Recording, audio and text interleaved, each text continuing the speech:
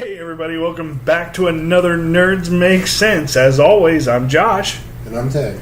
And introducing our newest member of the Nerds, Manuel. It's Manuel. It's Manuel. That's me. It's me, Mario. It's me. Yeah, so we are making the addition. We loved him so much. Of course, you guys will hear him next week for our May 4th celebration, our special Star Wars 2-part episode that we did, and already recorded like a couple weeks ago. But so, I mean, we'll be introducing him as a guest in that one. But for this one, he is joining us officially as the newest member of Nerds Make Sense. So we are happy to have him. Everybody, please give him a big round of applause. Yeah. It's like Star Wars, it's out of order. Yeah, a little bit. The first one comes, The prequel comes before. Yeah, there you go. Here comes after the... You're right, damn it. You should never use that analogy. It's not that no one likes it. Hey, you guys apparently liked them. But anyways, we're off topic. Today we are here to talk about probably one of the biggest things going on right now, and that is Avengers Endgame. Oh, yeah. I mean, can we just real quick, can we just mention how fucking crazy awesome the movie was? Oh, that movie was crazy. It was crazy. It was awesome. It was emotional. It was the guy over here who wants to kill everybody. I was absolutely right. Emotional. I was a wreck. Oh, yeah. That was really good. That movie destroyed me. I mean, okay, so we all know what happened in Infinity War, and yeah, Endgame picks up right after. I mean, right after. Maybe a few hours in between at the most. But I think it wasn't a few hours. It was more. Tony Stark said it was like what, a certain amount of weeks. He said it was 22 days. Oh, okay. So so it's maybe about a month afterwards. Mm-hmm. And of course, we get to see Tony and Nebula. They're the only survivors from the team on Titan. That they're now drifting in space because of damage done to the Guardian's ship during the battle on Titan. And then, of course, who pops up?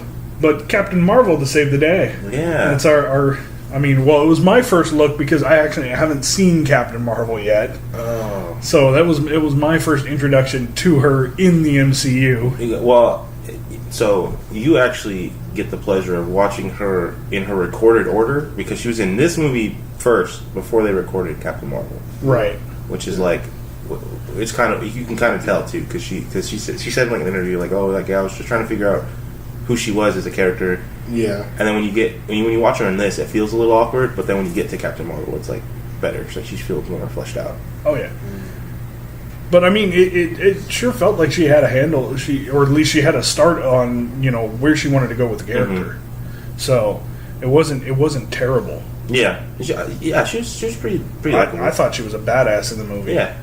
She did exactly what she was brought in to do. I always liked Captain Marvel. She's cool. Yeah, she's dope. And of course, so she returns Tony and Nebula to Earth. Yeah. Effectively saving their lives. Of course, we get to see how malnourished Tony is. Oh, that was insane. I was like, damn. And they made it look so real too. Like, oh yeah, just seeing him like that. That for me, that actually makes me wonder if it was CGI'd or if they actually had him lose that much weight. Okay, you're out of your mind. No. Do not put it past. They have done things. Actors have done things like that before. Yeah, but he's not. He's not. What is it? What's the guy? The Batman? Not Ben Affleck. The one before him. Christian Bale. He's not Christian Bale. But Christian Bale. Christian Bale does that. Look what Matthew McConaughey did for Dallas Buyers Club. Oh, well, dude, Matthew McConaughey has to do that, dude. He's kind of not. And that would have been something easy to film last. I could tell it was CGI. It was CGI. I could tell. I could tell. It didn't look that real. I don't think they wanted to do that to their prize. That's a risk. That's a huge risk. Yeah, because anything could happen at that. Well, because they CGI'd him before in like Iron Man 2 or 3 or whatever when he like broke his leg or something and then he couldn't walk, so they just CGI'd his face onto somebody. Yeah, I think it was 3. So so anyways, but So the team, of course, they want to go after Thanos. We actually skipped something. Did we? We did. What The did we? opening sequence. Oh, my favorite part. You're right. It is seconds after the first movie. It's with Okay. Hawkeye. Yes, That's the sequence we open up on. Yes. That's Hawkeye's technically before the movie even started, before we even get to see the Marvel Studios thing. Because all of that stuff was just an opening. I feel like that was left out. They're like, "Fuck, we left it out." I thought that honestly the way Fuck, you put it in the beginning. Actually, no, I think it set it up nicely. the way it felt yeah. like that one felt like an end credit scene that was from a movie that I don't know just didn't I happen. wonder if they would have swapped it. It may have been better if they would have swapped the end credit for Infinity War with that, I would and then put cried. the Captain Marvel one in this one. Or just put it mid-credit or something like that. Yeah. Yeah, so it'll be. But that's what it felt like, and then it set the tone. Like it set It its did, tone though. for this movie because you're like, fuck, and like because like the camera shakes and everything, and like you see he's panicking, and that's not something you ever see from Clint. Yeah. And he's just like, I don't know, like it fucked him up. He is fucked up to the core. Yeah. And you get back But he's not the only Avenger that gets messed up to the core. exactly. And I think we need to talk about it. We need to talk about exactly what happened to Thor. Oh, Thor. Yeah, I mean, let's he get was- to that in a second because that's a whole story in itself. So we got to Tony Stark. And, Yeah. he's talking as if he's about to die too when he's on that ship because Yeah. they're like, oh, we're running out. We're dead in the water. Well, he is a defeated man. Yeah, I I mean, mean- they all are. I mean, they've all. But I mean, he is emotionally and mentally defeated from that. Because they don't, at that point, they don't know how to know if they can ever undo it. Yeah. So that's Well, why I it's mean, defeated. it's not even that because the rest of the team still wants to go after Thanos, but he is like wholeheartedly Yeah, but- against it. Yeah, because he's seen it Because he first. doesn't see a point to it. Yeah, because he's just like, because he probably doesn't think that they can bring him back. Like, you could beat him, yeah, but what's that going to do? Like, yeah, it's just. But I've honestly never seen Tony Stark unwilling to try. yeah, Because even when he was essentially suffering from post-traumatic stress in Iron Man 3 after the events of the first Avengers, yes, he got his ass handed to him at one point, but he still got back up. He still fixed his suit. He still went back into the fight. And matter of fact, he almost sacrificed everything just to save Pepper. But he was still willing to fight. Yeah, Iron Man went through a huge circle, like, in his life, because he started off as this guy who didn't give a fuck. He was rich, he was making weapons. yeah, And then he found out they're hurting people. He went through this whole little arc himself. yeah. And even in he's still Infinity- constantly going through that. Yeah, even in Infinity War, like, he was like, "Oh, I'm done." Like, I want to. He was talking about kids, and even in Spider-Man, like, everyone has dubbed like Iron Man to be like uncle/stepfather for Spider-Man. Oh yeah, for Peter, and yeah. Peter Yeah. sees him as a father So figure. yeah, and then so like in Infinity War, when he talks about kids, he's like, I want to have a kid because like Yeah. and then he loses that dubbed kid, Yeah, and that was. and that's what destroys. It's like it's not like it's like in our sense it's like it's not his fault. The snap is a 50-50 chance anyone could win. Oh, yeah. So, but in his mind, it's just like he still feels responsible. I should have never brought him here. I should have never given him the suit. I should have just let him go back down. I should don't have think never it. found him. I think it's. I don't think it's so much that he regrets giving him the suit or even training or whatever it is he did for him. I think he regrets not being able to save him. yeah. Yeah. And that's what's affecting him the most is that loss because at the time that was the closest thing he had to a son. Yeah, so like he's just like at this point he lost his son basically. He lost his son. He wanted a kid with Pepper, but now he doesn't even know if he can protect her because he already left one. And then when he finds out Pepper is alive, he's just like, I don't want to do it anymore. Because last time I chased things, I lost it all. Yeah. I'd rather just take Pepper. Fuck Thanos, dude. You guys are crazy. Yeah. I'm fucking out of here. It was just That was the huge realization. because like he was like physically, like seeing him physically so like frail, and then emotionally how like he was That just scene was done. great. I love that scene. He was hysterical. It was really powerful. It was. He was really like, I seen this. I told you, I seen this before. This all Yeah. happened. I told you guys, and you didn't want to help me. And then he went back to Captain Rogue. You weren't here. You left. Mm-hmm. He was like, you should have been here. And I was just like, that's what my point the whole time. Yeah. Yeah, It's just like he's- and then I mean, we all understand why Cap did what he did, yeah, but yeah, there were a lot of problems created because of that. yeah. And the whole Thanos thing is one of them. That was a great scene. And then, Oh yeah, and then we get to them teaming up again, like everybody but Tony. yeah. The rest of them. Well, because they had to sedate him because he practically killed himself just trying to argue. So it's Bruce, Carol, Thor, Rocket, Nebula, Black Widow, Marvel. War Machine is there. yeah, Rhodey. and that's it. And then who else? No, so. and then Cap. Yeah. Cap. Well, yeah, Cap, of course. Yeah. So they talk one more time, and then Rocket. I think Rocket's the one who's like, yeah, so when he snapped, there's this big energy, explosion throughout the universe. And Yeah, it it started never here. happened before. And then 2 days ago we found another one, and it's on this random ass planet. And so they go there, and then and like at this point we're like 20-30 minutes into the movie, not even, right? Yeah, and so I was like fucking scared. I was like, what the fuck? What are we doing already? Like they're just gonna run at him? Yeah. I'm like, what? I mean, at this point they've already lost. What else? I mean, Yeah, but like I wasn't ready. they know Thanos isn't going to use the Infinity Gauntlets on them. If anything, he's just going to straight up fight them. So they know at this point that the only thing they have to lose is their own lives. Well, and then also at this point they have Thor still, and then they also have Carol, who are their powerhouses right now. They honestly, Yeah. Thor absolutely already knows he could kill Thanos. Oh yeah, because he came very close in Infinity War. Yeah, and then He'd Carol, gone for the head. Yeah, and then Carol already is, she's Carol, so she's already like, yeah, bro, I can kill what the fuck So- ever you throw. yeah, I'm gonna go kill him. Yeah, so we essentially we cut to the planet where Thanos is at. We see him walking through a field picking, I guess it's like fruit. squash or something. Yeah. I don't fucking know. He just chilling, living his life. And you see his arm. That's what it shows you. Yeah, It shows his but fucked up you arm. also see it's stretched all the way up onto his face, and it was. I mean, that was obviously from the second time he used it. Yeah.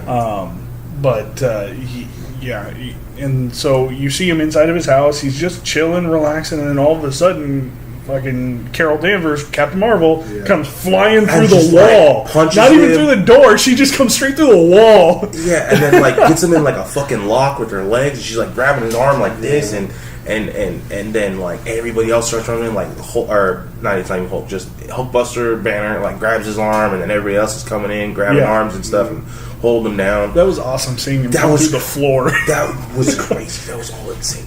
That was incredible. And then of course they ask him where they go for the gauntlet, and they see that the stones aren't there. Because Thor chops his fucking hand off. Yeah. And then they look at the hand and they're like, oh, there's no stones there. And they're like, well, Yeah, I mean, here's the thing. We're getting to this right now. We've seen Thor kill before. We've seen that he's not, afraid. He's not adverse to killing.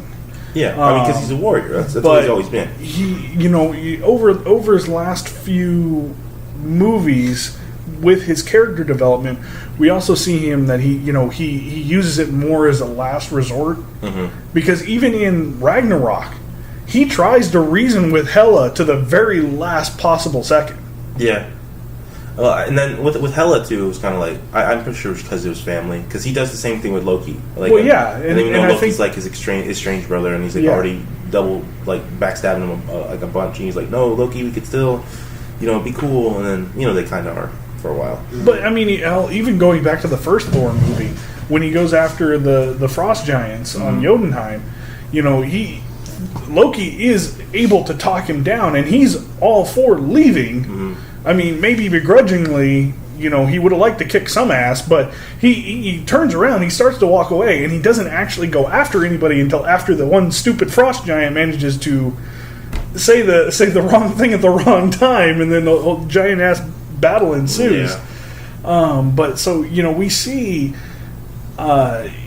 what Thor's character is over the course of those movies, and it's of course we know that essentially the only way to beat Thanos is to kill him, but I mean at this point he's already beaten. Thanos at this point in Endgame is beaten. His hand is gone because he just severed it. It's not even that he's beaten. He's done. He doesn't want to fight. There's no reason for him to fight. And then he says I got rid of the stones because at this point they were just a temptation. I did what I set out to do. And I still had all this power in my hands, but I didn't need it. I had done what I needed to do already. And then something that is probably the most out of character thing for Thor, he just lops his head off right there. No words, no nothing. He just comes up and takes it off. Yeah, and then they and they're like, "Oh, Thor, what you did? What did you do?" And he's like, "Well, I went for the head." And then he just walks out the door, and that was insane. And then that was a broken Thor. Right it was. That was a broken. Another character just broken because he felt he failed. And in Infinity War, you see him on like riding that edge, like after he's lost so much. Especially in Ragnarok, he lost his father. In Thor 3, he lost his mom. And he keeps like being. He keeps trying. He keeps going, and then he's like what he says to Rocky. He's like, "Oh, well, he hasn't fought me before." And then Rock's like, "Yeah, he did, and he beat you." He's like, "Well, he hasn't fought me twice." And like it's just the optimism, and then here it's just gone. It's just done.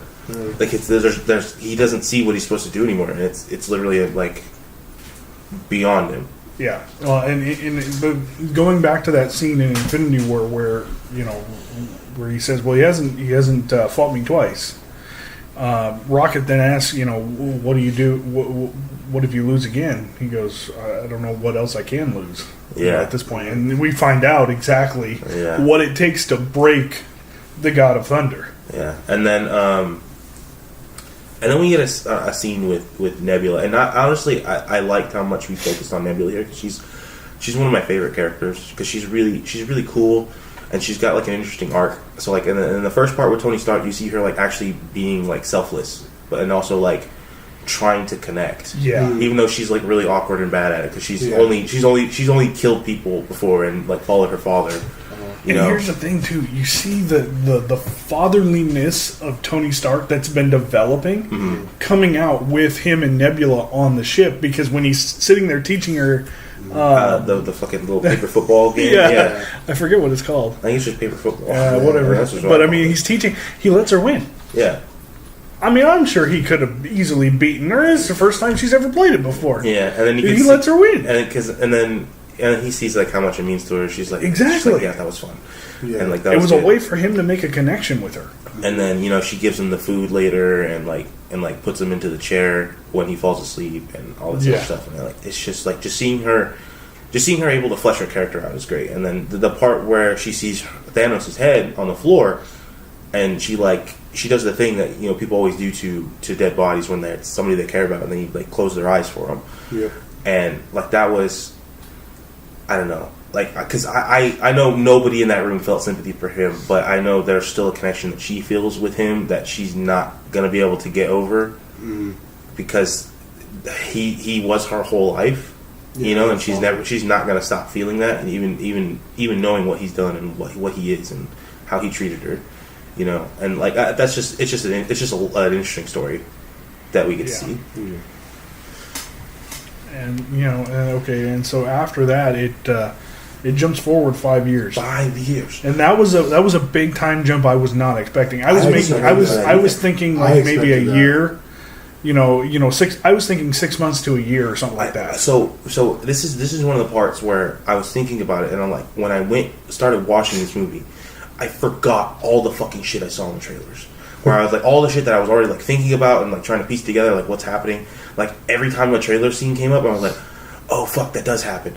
Oh shit, and then I'm like, I'm trying to piece it all together again, and then because I remember the part where they go to the therapy session, I'm like 22 days doesn't seem about right for them to be having the therapy sessions already. That's why I was thinking like 6 months to a year at most. Yeah, I was not expecting a huge time jump like that. 5 years was a huge time jump. Like I thought. Years. I figured it was. I mean, it makes sense. It does, but like I still wasn't prepared for that. A year is nothing. Like you start accepting it as it is, but then eventually like that because when you go down, it's like all right, we can get through it, and they're like, we're trying. I tried. I give up. Yeah, and actually, I think 5 years was perfect because, like you were saying, it's that right amount of time to where you're starting to move on, but yet it's still there's nothing to move on to. It's still there. It's still fresh in a sense. You still have all the memories that you had with those people that are gone. Then you hear the one dude talk about like how he went on the date, and then when they got to talking about stuff, he's like, oh yeah, I miss the Mets. And so that's the stuff that's still on your mind, is that there's stuff missing. There's going to be so much stuff missing. Like, there's going to be so many things that are not going to get back to the way they were. Because I mean, what are we at population wise in reality? Oh, We're no. like almost 8 billion. 7 or 8 billion. Yeah, cut that in half. Cut that in half. I mean, I mean, yes, it's still a lot of people. I mean, 4 to 4.5 billion people is still quite a bit. But when you're talking about the amount that we built up for the current 7 to 8 billion that we have on this planet, that's a lot. I mean, you see how empty New York is. Yeah. It's like a ghost town. Like they didn't even get cars. Right? Yeah, they didn't even try to. Like they could have made it seem like everyone tried to go on with their lives. Because the thing is too. Imagine what China looks like. Yeah, with like population density, like certain areas lost more than others. Like because there's probably gonna be like thousands of people, like maybe even hundreds of thousands of people or whatever that lost in like the whole New York area, and then like when you go to like Midwest, it's like maybe still in the hundreds only. Yeah, and so in certain places, smaller towns are not going to be as affected, but it's gotta feel really cities like New York, L.A., and then that doesn't even cover all the people that died as a result of the snap happening, because you see that in Infinity War with all the planes crashing and all that other stuff. And it's I mean, it's not just half the population. There's other people, and there's no telling how many other people on the countless other worlds died too as a result of the snap. And like I said, like they could have like tried to make it to 5 years. They could have tried to make it look like people tried to like move on. Yeah. But like when they zoom in on New York, like there's no cars. The stadium looks like the stadium's empty because I know it looks empty, but it looks like it hasn't been kept up. It's just like it looks like it's. I mean, because there's got to be a lot of things that are getting like left behind. Like, because they've got to set that priorities again. Like we just lost half people where. Like we don't even like have a current record of who's gone. Like actually, well, I mean, it looked like they had a decent record because when the Avengers Scott, did. When Scott reappears from the quantum realm, you see the memorial. Yeah. In what is it, Golden Gate Park? The Vanished. Vanished. They've got all the names. They've even got Scott's name on there because they think he's dead too. And that one, that's like. I don't know, like this was just a little nitpicky thing I had, but just the amount of stones that were there, but all the people he was looking for on like 2 stones on 2 separate sides. Yeah, I'm like that's pretty convenient. Someone messed up. That seems a little convenient. Like I feel like because I'm like, what was the order? Yeah. Because he looks for his daughter and he doesn't find her. He looks for his friends. Because I think on the back of that one that he was looking on. Like there was the last names, there was the L's, and then on the other side there was I think I saw like a bunch of like C first names or something like that. Yeah. So I think he was looking for first her last name, but then also her first name to see if he could find her anywhere. Yeah. I forgot like when Ant-Man was looking for his daughter, I kind of forgot because I felt like. When he didn't find her, I forgot. Like, I thought his family was going to be gone too, but the daughter was still there. So she was. At least, we never we don't see her parents. We just see the daughter. Yeah, and we just see Cassie.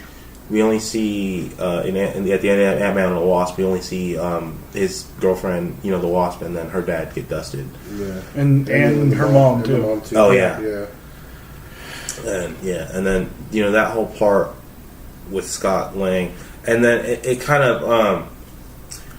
And again, like the tone, like seeing Scott, because like in his movies he's really funny and like they're really lighthearted, even though there's like all this drama going on, but it's usually like action kind of drama. But he's still funny no matter what. And it's still like a fun time. But then seeing him like wandering through the streets, like what the fuck happened? Yeah, it might have been The Last of Us. Honestly, that's what it felt. Like, and it was like he has that kid. The kid, he's like, what happened here? And the kid just like looks at him. Like, what the fuck? Well, because for him, it's only been 5 hours. Yeah. It's been 5 hours, not 5 years like it has been for everybody else. Yeah. And of course, when he finally makes it to his daughter's house, and she's older. Yeah, she's a teenager.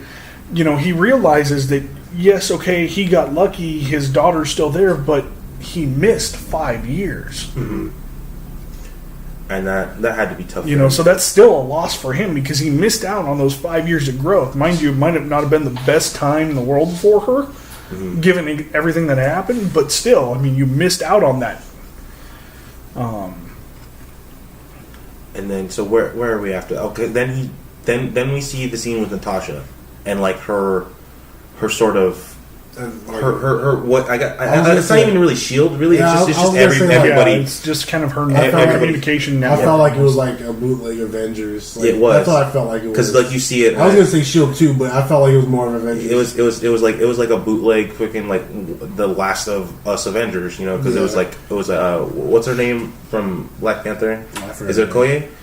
I think it's Okoye. I think so. I think it's Okoye. I'm gonna say yeah. And then Rocket and War Machine and Captain Marvel. Carol. Captain Marvel, and they're all like talking about like what they're doing and where they are and how they're doing it, you know. And then there's just like a lot of stuff, and she's trying to manage everything, you know, like she's Nick Fury or something, you know, like she's in charge. And that's an interesting role. I of all people, I didn't expect her to see her doing that, but it was really cool. Like I'm glad she was doing it because she does have that expertise of like running stuff and knowing how thing works. Yeah. And then right after that is, you know, the scene where she's talking to Rhodey, and Rhodey is telling her about some fucking bloodbath that he stumbled upon, right? With like a cartel, and you know, she doesn't want to believe that it's Clint, but he's like, no, this was Clint. Like I'm for sure that it's him. Like, no gun was drawn. Yeah, yeah, and then he's like, I don't even think we should look for him anymore. Like, I don't think we want to find Clint. He's gone. He's mentally gone. I'm like, oh,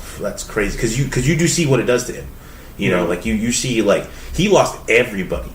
He didn't lose like one or two. He lost his whole family. He was the one out of four. You know, and that had to suck. Oh yeah. I mean, yeah. That is unmanageable. Yeah. You know, what kind of pain that could cause a person. Yeah, and then where were we? And then Scott shows up at the compound. Oh yeah. Well, yeah. But before that, you have the little conversation with her and Cap. Yeah. About how he's basically trying to tell her, maybe you don't have to do this anymore. Maybe, you know, because you see him trying to move on. Yeah, too. you see him actually trying to move on. And you know, and that was the thing about Captain America, is that they talked about in Age of Ultron that he never wanted to move on.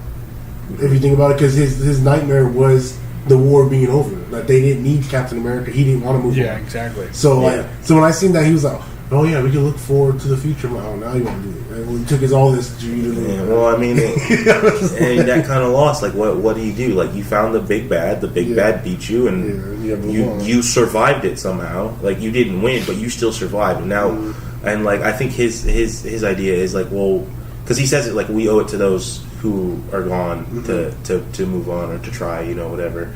And like, I think that kind of motivates him now. Yeah, you know. Then they have their little talk, and then Scott shows up. Yeah. and then this is the part where I felt like a tonal shift because it's been very dark the majority of the time.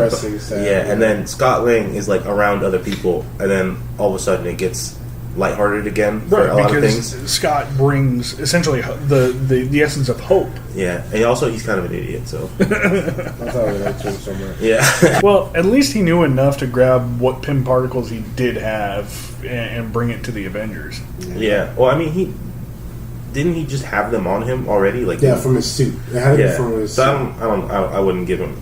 That. Yeah. Like they're like, oh, well, you know, I took these things that I already had on me, so you know. And for the record, I want to put it on video that I was right about the quantum realm.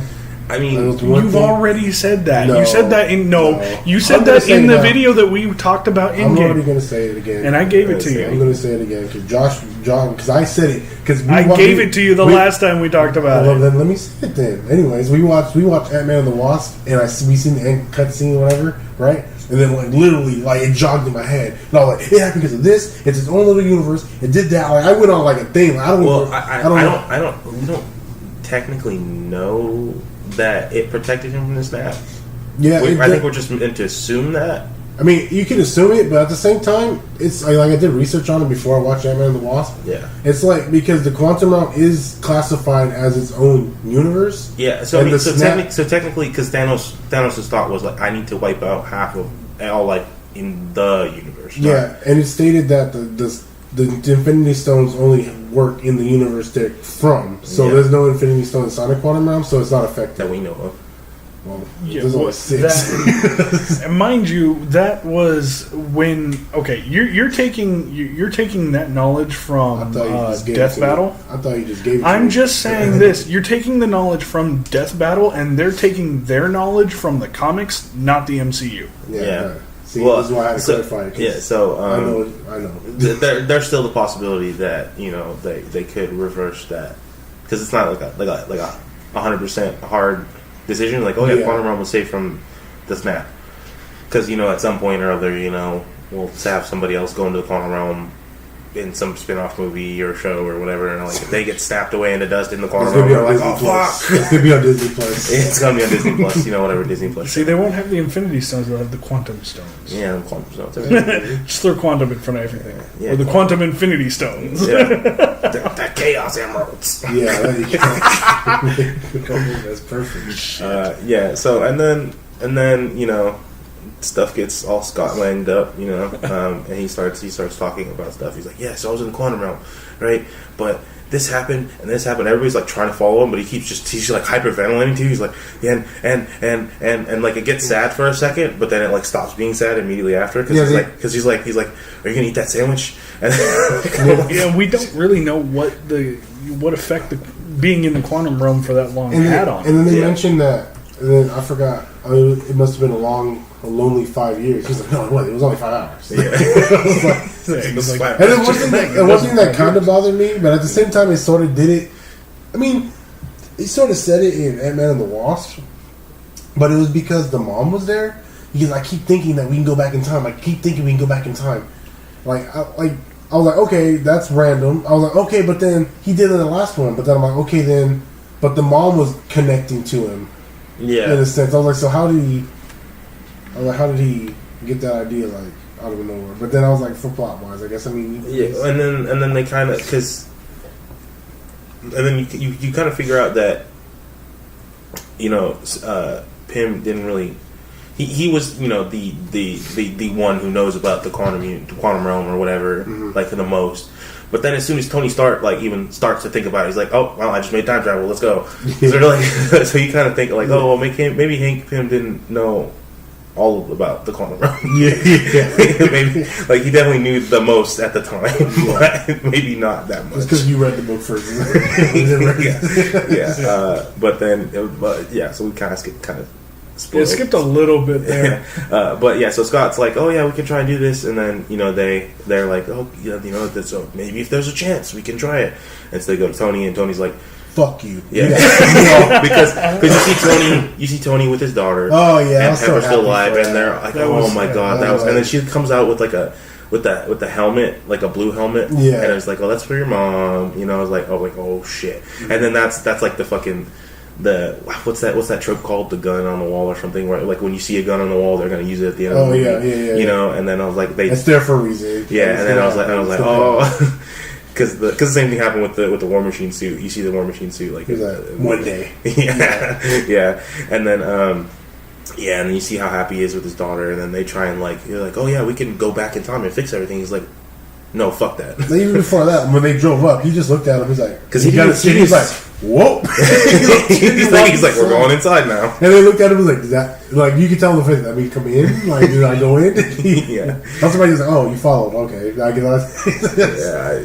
that was, and then just his obstinance, to want to work with them, because number one, he thinks it's impossible to begin with. Well, but from a science perspective. No. He has no right, because he invented in a cave limitless energy. He in a cave with a car battery. Okay, he didn't invent that. He knew the plans for the arc reactor. He just scaled it down. Yeah, and made it so the knowledge was already there.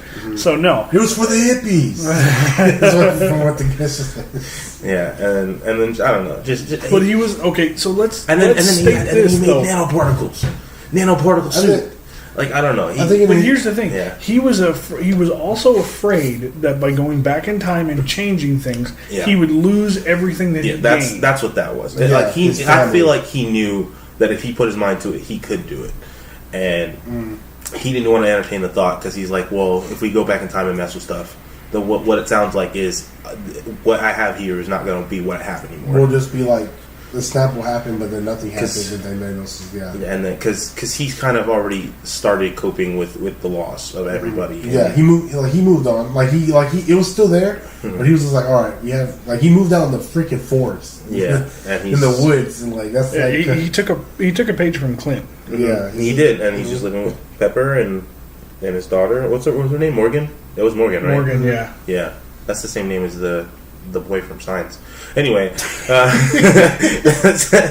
be prepared for that. For me being on the show, it's just me telling you guys stuff about Science until we watch do that together. But and then they leave, and I don't know what happens first. Do they go to Banner first? Yeah, they go right after. Okay, so right after they go to Banner. He's like, oh, well, they said Tony wanted, they had his second best thing, and it was a big mind. Yeah, big mind. Oh, big mind. That was another thing that I think, I don't know. You predicted that. Yeah. You actually did predict that. Yeah, in the last movie, in the one I forgot what it was called. You predicted Dr. Hulk. Dr. Hulk. Yeah. Whatever, I wasn't ready for that. Or Professor Hulk. Professor Hulk. There you go, Professor Hulk. That's one of the things that threw me off when I saw it. Seeing Hulk, but yet hearing Banner. Yeah. So, because this just creates a trend that happens through this whole movie. Is just that they're introducing these wilder concepts, and just if it was just one or two of these things, I'd be okay with it. But they introduced like 10 different weird comic book shit that I don't think we didn't even catch the one with Black Panther. That when she said that there's earthquakes under the ocean, that's a villain from Black Panther. Yeah, and then yeah. That's what they did a lot of Easter egg that didn't come after the end scene. There's a lot of them. There's a lot, and then there's just so much set up for feature things and all this other stuff, and then Doctor Professor Hulk, what the fuck ever, threw me off, and I was like, okay, well this is happening, and so I just stopped questioning shit. I was like, I'm just gonna stop. I'm gonna stop thinking about it too much. Yeah, sure, he's here, whatever. I thought it was gonna be on screen when you see it happen, but this is sort of the next best thing. He explained it. It's not they just went on with it. He was just like.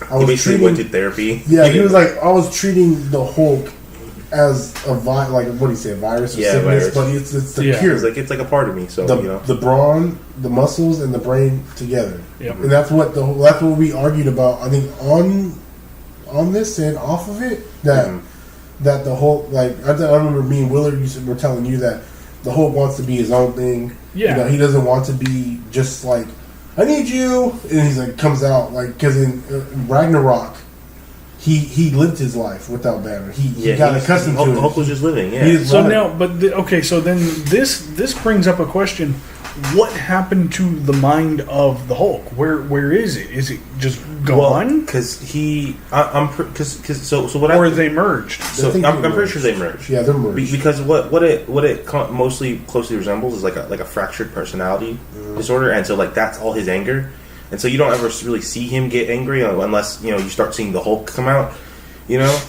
and that could be just because he's trying to contain the Hulk, so he doesn't get angry. Now that he says that, you could tell in Avengers, the first one, he was more we're on a flooded fortress. Oh, it's a submarine. They know who I am. And then when this one, he's just he's so laid back. He's taking pictures of people. Say green. He's let's go. And so he's accept. I thought he did when he dabbed, I was like, oh, fucking man, I lost my shit. I lost it. Man, he was like, woo. And I was like, holy. And then you could tell, so much is off his shoulders. He's like, yeah. He's just talking with his 50 pounds of fucking bacon. And I didn't notice that until oh my god. Yeah, so it's a fusion. He's probably got to eat more than the Flash. Per day. Oh yeah, and that's just all that. Fuck, what is his metabolism like, dude? Yeah. So when Magnus, I agree with Magnus saying it's merged. Yeah, because now he's just a whole person. He doesn't have to worry. He's in control. He doesn't have to worry about going crazy. He can live his life and be happy without. And the Hulk can too because he is there. Yeah. So I like him. Yeah, and then I don't know how much he spends on clothes. I mean, there's big people clothes, but he probably just fucking invented his own fucking cloth. He's it stretches and it shrinks. And then the movie in the Marvel Hulk movie thing, he got that suit from the flea market. Yeah, baggy. He's like stretch. I remember that. Yeah, and then so he's like, yeah, you know what? It sounds crazy, but let's go for it. It's not in my credentials. Well, and here's the thing too. Didn't he actually suggest that they go see Tony? Yeah, he did. He's like, we already tried that. He said no. He's like, well, I mean, I'll give it a shot. Fuck it. Look what I did. Here you are. Like, he did what Tony should have said. Like, fuck it, look what I did. And he's like, oh, look what I did. and then they actually get to it, you know, and they wanted to test it out and whatever. And then he's like, okay, the first test was hilarious. Yeah, the baby. Before they even start the test, he says something, and they're like, it was either Nat or Cap. They go up to him and like, is that like, are you being serious right now? He's like, listen, I have no idea what the fuck I'm doing. Either it's all a joke. He's like, it's all a joke or none of it is. He was like, make sure everything is correct because I don't want to lose you in the 50s. He was like, that won't happen, right? He was like, no. And she's like, that won't happen, right? He was like, it can. I'm not going to say it can. Yeah, and then they came as an older guy. He came as like a kid, yeah, he came then back an old as a man, teenager, and then a baby, and then they brought him back to regular. Then he was like, I think I peed myself. I don't know which one. I don't know if it was baby me or old me or me or me. Always empty your bladder before you go into the quantum realm. And then was that now? It was after that they go and. I think before that. After that is when you see Tony. I think that was before that part. Does the dishes. I think it was before that part. Was it? Yeah. Oh yes, yes. Because he came right after that. Yeah, he did. So we see Tony like doing the dishes and then like fucking it up somehow. I forget. He has like the little hose or whatever, and he like drops it and like. Well, because he's thinking about everything too. Or he just bad at doing. He does a Tony thing. He said no, he wouldn't do something. And then he was like, you know what? I'm just gonna it's like just to see. And he's like, I'm just gonna. It's not even just to see. I feel like he does because I do that like with myself sometimes too. I trick myself. Mm-hmm. Well, like it's not gonna fucking happen. But in my head, I'm like, if I trick myself to say it's not gonna happen, and then I do it, and somehow it comes out right, then I knew it. Like he's like, oh, I can't fucking do it. Well, if I can't fucking do it, I might as well try to do a fucking simulation, right? Yeah. And then he's like, because before that, we see him clean the picture off of Peter Parker. Yeah, him and Peter Parker, handing him like some certificate or something. I think. Yeah, that was the alibi for Aunt May from Civil War. Yeah, and then then he goes through it. And then he like figures it out, and like his computer's like, oh yeah, here's the projection right here. We did it, and he's like. Wait a minute. Yeah. He's like, oh yeah, because he's like, shit. And he turns around, his daughter's right there. She's like, shit. Yeah. I'm like, that's the realest kid thing I've ever seen. He was like, you can't say that, no. And she said, like, he's like, only mommy could say that. Yeah, mommy's patting that. And he was like, what are you doing? I'm doing a whole lot of shit here. That's gonna be me as a dad. I'm doing a whole lot of shit here. Yeah, and then he tells Pepper about it, and then he was just like. Because then he says, and then this is where they have their talk. He's like, I could just not do it. I could just not. I can put a pin in it, and we can just move on from here. And she's like, she tells him like straight up. This is the realest fucking thing she ever said. She's like, I've been trying to make you do that for like 10 years. Don't tell me it's gonna work right now because you decided it's gonna work. Mm. I feel like she wanted to say like, if you tell me right now that you can just quit and then you do it, I'm gonna bitch slap you. Yeah, because she's like, I've been trying to make you quit forever. And then he takes off and heads to the Avenger complex and he speeds up. He's in the car. He's in the car. He like goes past Cap and then winds back up. And then after that, they go and they start recruiting everybody, right? Yeah, then they start getting everyone together. Yeah. Try to get everyone because then I don't remember the order in which this goes. Actually, they only went to recruit. No, they go to get everybody. They call in everybody, but the only one Rocket and Nebula. And of course they call in War Machine.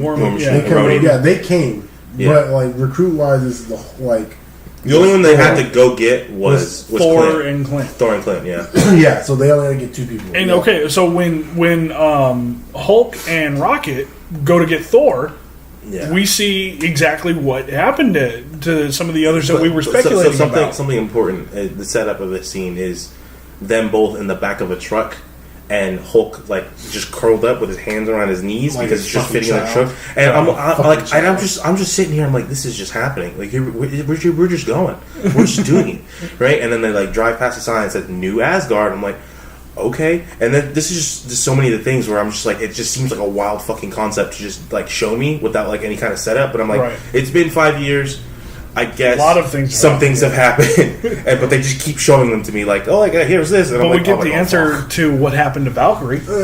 She's alive. You don't get the answer. You get she's alive. She never. We don't know. We never find out the answer.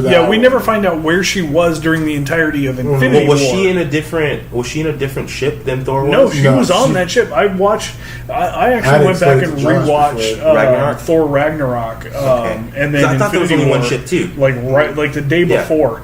But no, she was on the ship with everybody, so she should have been there when Thanos attacked. Yeah, Josh said that she used an extra pod ship or something. Well, I think that's what happened because he killed all the people. Yeah, because he didn't stop it after. And here's the thing too. From the end of Ragnarok, that scene where his ship shows up and is sitting in front of the Asgard ship, and then the opening scene to Infinity War, where we see the ship blown in half and almost everybody dead on board. There's time that happened in between that. So we have Valkyrie's not there. His rock friend isn't there. Yeah, Korg and Meek aren't there either. Yeah. And so, I think we're just to assume that they got also. They had to have escaped somehow. Yeah. I feel like they forgot about him honestly until they made the movie. Until they started. I don't think so. They're still halfway through this movie because they got honestly asked. Writing wise, I think they wanted to leave out these extra side characters for the most part because Infinity War already had so much stuff in it. Yeah. And we get into Endgame, they're like, fuck it, everybody's here. It's like Smash Ultimate, they're like, everybody's here. Oh, yeah. With some DLC characters. I think Infinity War was to focus on the main characters that have and are going to have movies about them. Yeah. And then Endgame was just about saying, fuck it, let's throw in everybody. Yeah, everybody. Cause, we need a big army battle, let's have one. Like I was saying before, I don't know if I said it while we were recording, but the Russo brothers said, like, this is a culmination of 20 plus movies. Yeah. And, we want you guys to see that.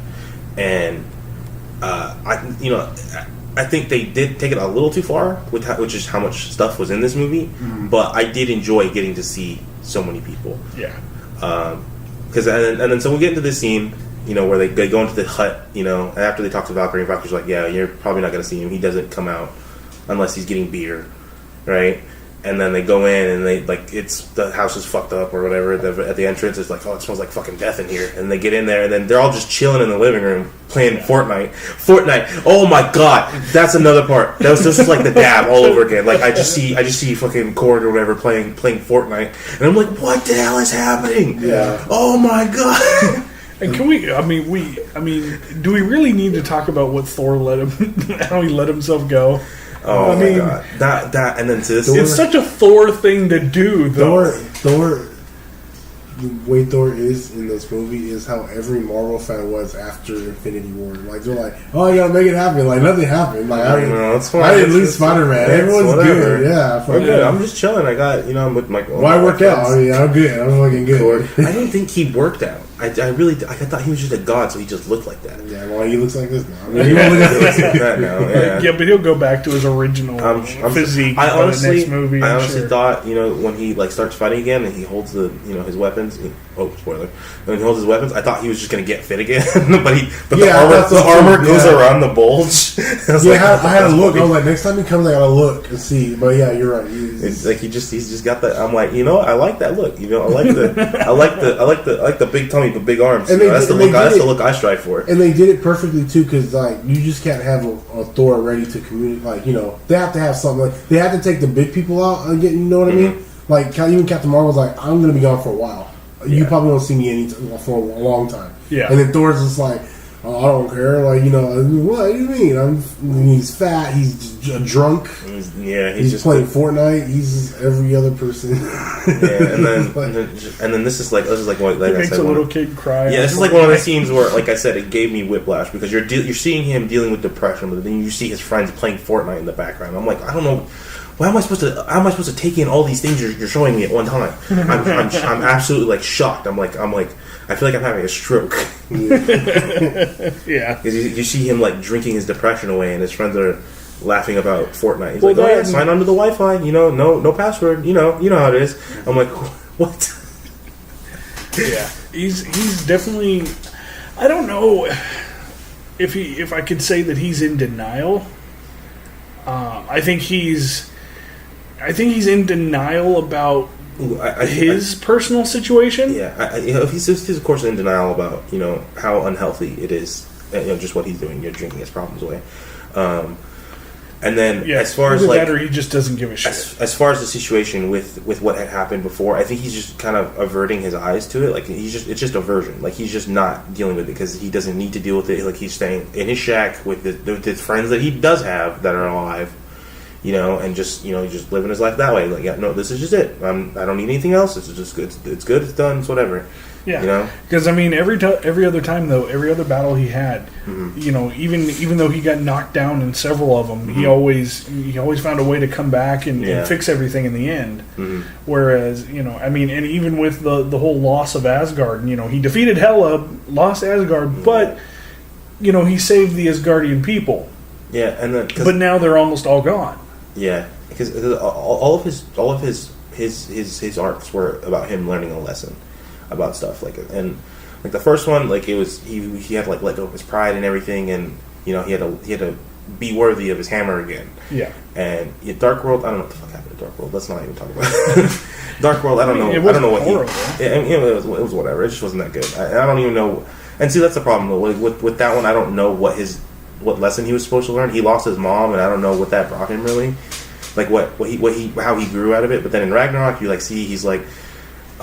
He's learning to let go of things that he thinks he knows. He's like, oh, I'm Thor. I have a hammer, and he loses the hammer. He's like, well, you're not the Thor, the god of hammers. You're Thor, the god of thunder.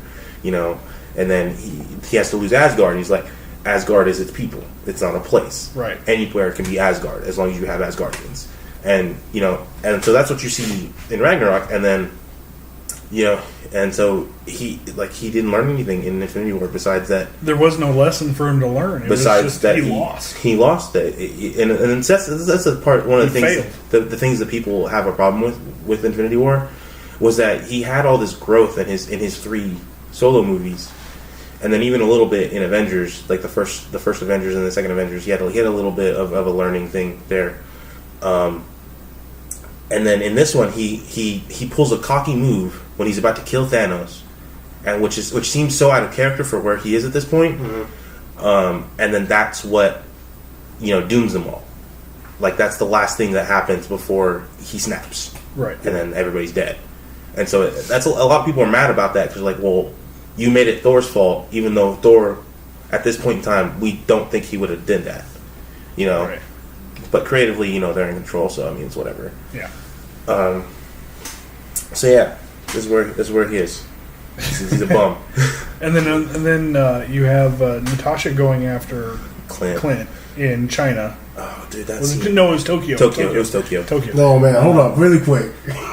The dumbest thing I've heard ever. What is it? Is when Manuel asks, our coworker's seen this movie, and Manuel asks, like, so I did a little research without spoiling anything. They said the best time to use the restroom is 50 minutes in when they're in Japan. And he goes, no. But when they went to Tokyo, our coworker Mike, he's like, they didn't go to Japan, they went to Tokyo. I'm like, bro, where do you think that is? That is Japan. He was like, oh, and he was like, my man was like, please say you were joking. He said you didn't believe that. I was hella funny. I was like, oh yeah. But then shout out to the coworker who didn't know Tokyo was in Japan. Yeah, but then I watched that. Tokyo being the capital of Japan.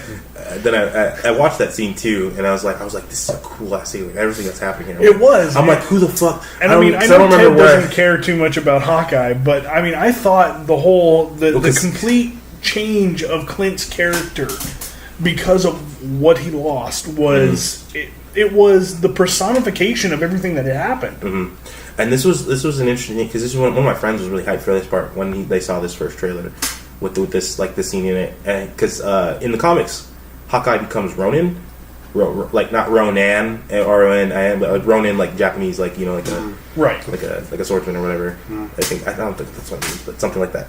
And like, because that's like an evolution of his character. Is like he changes his name, and then like somebody else becomes Hawkeye, you know, and then he changes how he does things and like what motivates him, and like that. This might be this a was part of it. little hint at who the next Hawkeye might be. Yeah, because if you remember from the very beginning, jumping back it wasn't even spoiled in the beginning. It was spoiled like weeks ago. Like when they announced everything, they said that. Because there's supposed to be like a Hawkeye show or Disney whatever. Plus, they said Disney Plus is giving a Hawkeye show where he passes his mantle to his daughter. Yeah. Really? I didn't know that. Yeah, so I hadn't heard that's that. That's why when I knew I missed that. I don't know how I missed it, but yeah. So I was like, oh, okay, cool. And you know what? And honestly, like you said, I'm not the biggest Hawkeye fan, but there are some cool things he does in here. So when I seen that, I was like, oh, that's cool. I guess. I mean, I was like that.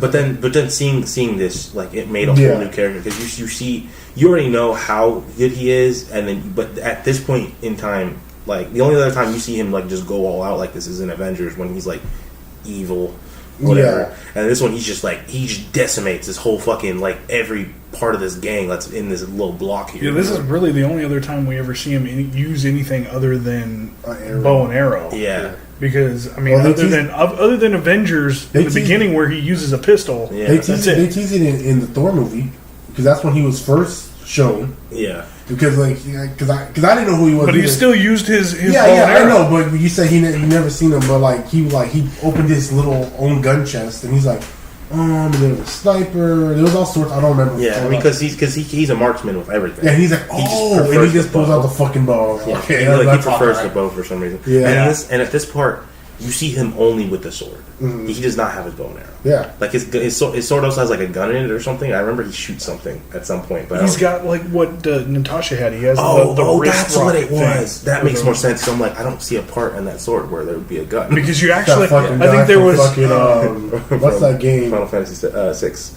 Yeah, that too, and then the fucking fighting game. Soul Calibur. Soul Calibur, yeah. Because you actually, I think it's during their, and this is jumping a little bit ahead. Sorry, but when they're on Vormir, you actually get to see it. When they're holding, almost like holding each other.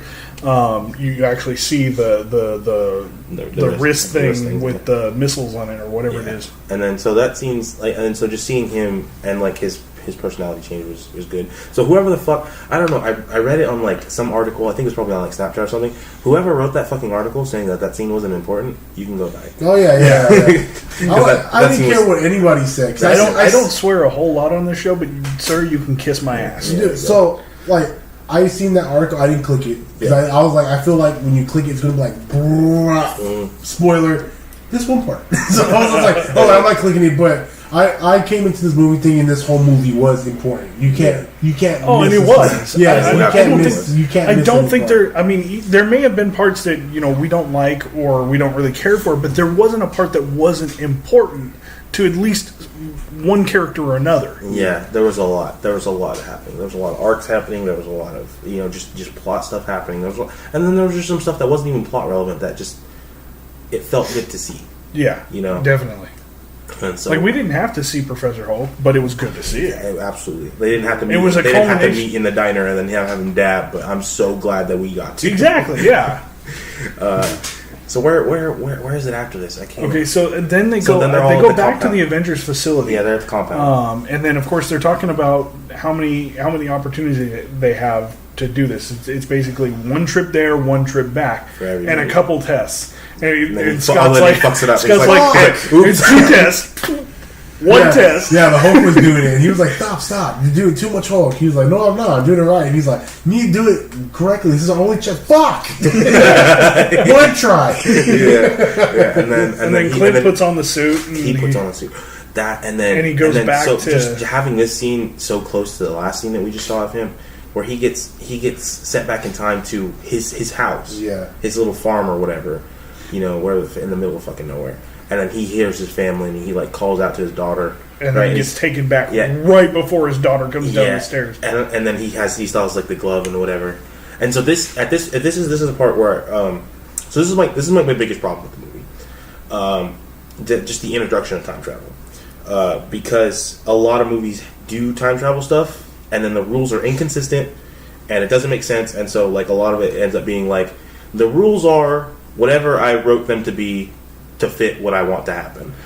And that's just what happens a lot time to time. Yeah. And so But I mean- when that happened, I was a little worried because they did say the thing. They're like, oh yeah, don't interact with your past self or whatever and all that shit. And then how that's supposed to work. They even go they go one step further in saying that at one point they say they really don't know what's going to happen. They don't know if it's linear or if it's going to change. And it's not until later in the movie that we get that kind of definition. Yeah, we get a lot of people saying a lot of different things, like because there's more aspects to the time travel than the science. There's like this mystical aspect to it because the stones are not inherently scientific. But actually, they're like energy based and like magical based and stuff. And one of Scott's lines there though was one of my favorites, where he goes, "So what? You're telling me Back to the Future is just a load of crap?"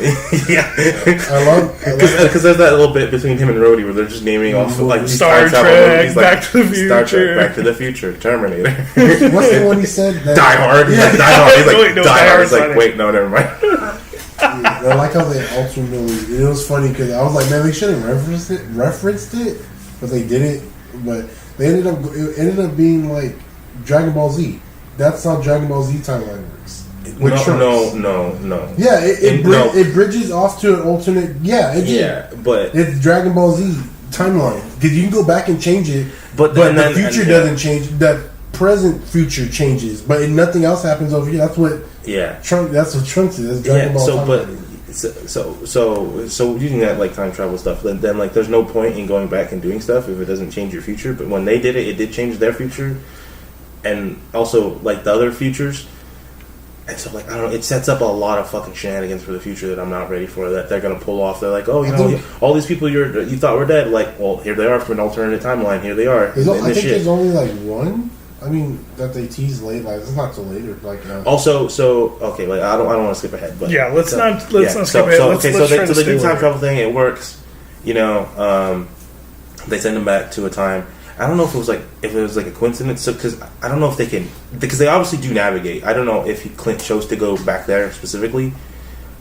He probably did. I think that's what they're implying, is that he like navigated the little path or whatever to get there. I think they choose it. Because he says because Tony Stark's like, yeah, I have the time travel GPS here. I think Clint like maneuvered his way so into they there. could at that point they could. I actually think they could plot the course. Yeah. And then there was a predetermined destination, so he knew he was going to go back into his own timeline. And then do they?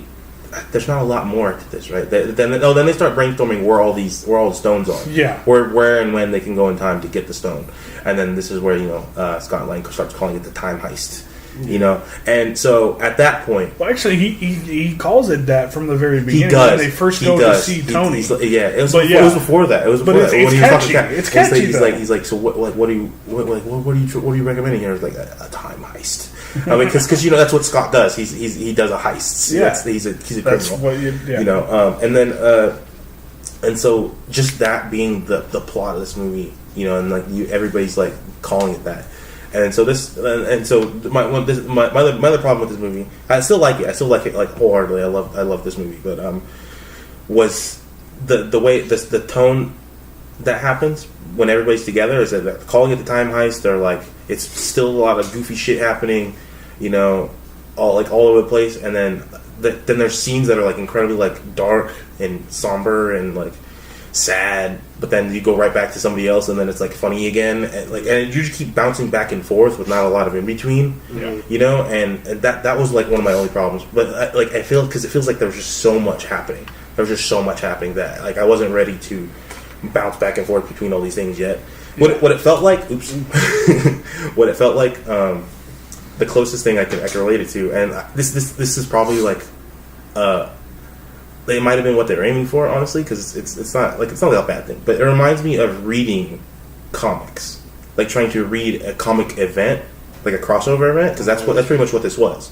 So when you read a crossover event, the reading order for that shit is ridiculous. Like you have to look it up. Oh yeah, because like it's not always like production order. It's not like, oh yeah, everything came out in the order you need to read it. I read Spider-Man 1, like Daredevil 1, then Spider-Man 2, Captain America 1, and then Daredevil 2, and then forget the Captain America 1. That's not going to come up for like 4 or 5 more issues. Then you read the name of the event has its own comic, and then like Infinity Gauntlet or whatever, and then all these other things. And so you're bouncing back, and like all these different stories are like rattling around your head. Think, honestly, in the comic book world, I think the worst criminal of that one was the whole Black Lantern thing in the DC universe. Oh, dude, that was so insane. I didn't get to read that. Like that's so much. So the comic events I did read were original Civil War, Secret Wars, the most recent Secret Wars, Annihilation, Annihilation 2, Deadpool kills the Marvel Universe. So Into the Spider-Verse was Into the Spider-Verse was actually one of the easier ones to follow because it was all Spider-Man centric, and there were a lot of characters, but it didn't get too weird because like it was like, okay, everything has to do with Spider-Man, Spider people. So like even though there was like multiple versions of characters, you're like, okay, I still know what to expect from each of these characters because they're all variations of the same person. But with like regular comic things, it's like, okay, now we're dealing with Captain America. He doesn't have superpowers. Well, he has superpowers, but not like crazy superpowers. So now we're dealing with, a big universal type character and what he's doing at this time. And then the tone shift is all over the place. And like some people are doing like more serious things, and some people are doing more funny things. Like Spider-Man's sometimes doing serious stuff, but then more often than not, he's like kind of fucking around. And then you have like, and then if Deadpool's ever in a comic event ever, his thing is like absolutely the least serious take on what's happening right now. He's like, sometimes he's just there. And he's like, hey guys, what's up? I'm Deadpool. I'm here. And they're like, fuck you, Deadpool, go away. They're like, but I want to help. I want to help beat evil Red Skull or whoever this guy is. Like whatever. He doesn't even know what's going on. He's like, I'm just here along the line. And then so that's what it was like. It felt like there's a lot of different like writing happening. Like I was going back and forth between different stories that were interweaved, of course, but like it just felt like I was pinging back and forth between different things. Right. And it wasn't necessarily a bad thing, but it wasn't that great either. But I still like the movie as a whole. Yeah. But this is where you start seeing more. Yeah. And then so then it goes. They actually come in. They figure out that it's going to be 3 teams. It was 3 teams. Yeah. It was Rocket and Thor going to Asgard to get the Reality Stone. It was Hawkeye, Black Widow, Nebula and War Machine going to Vormir and Borag.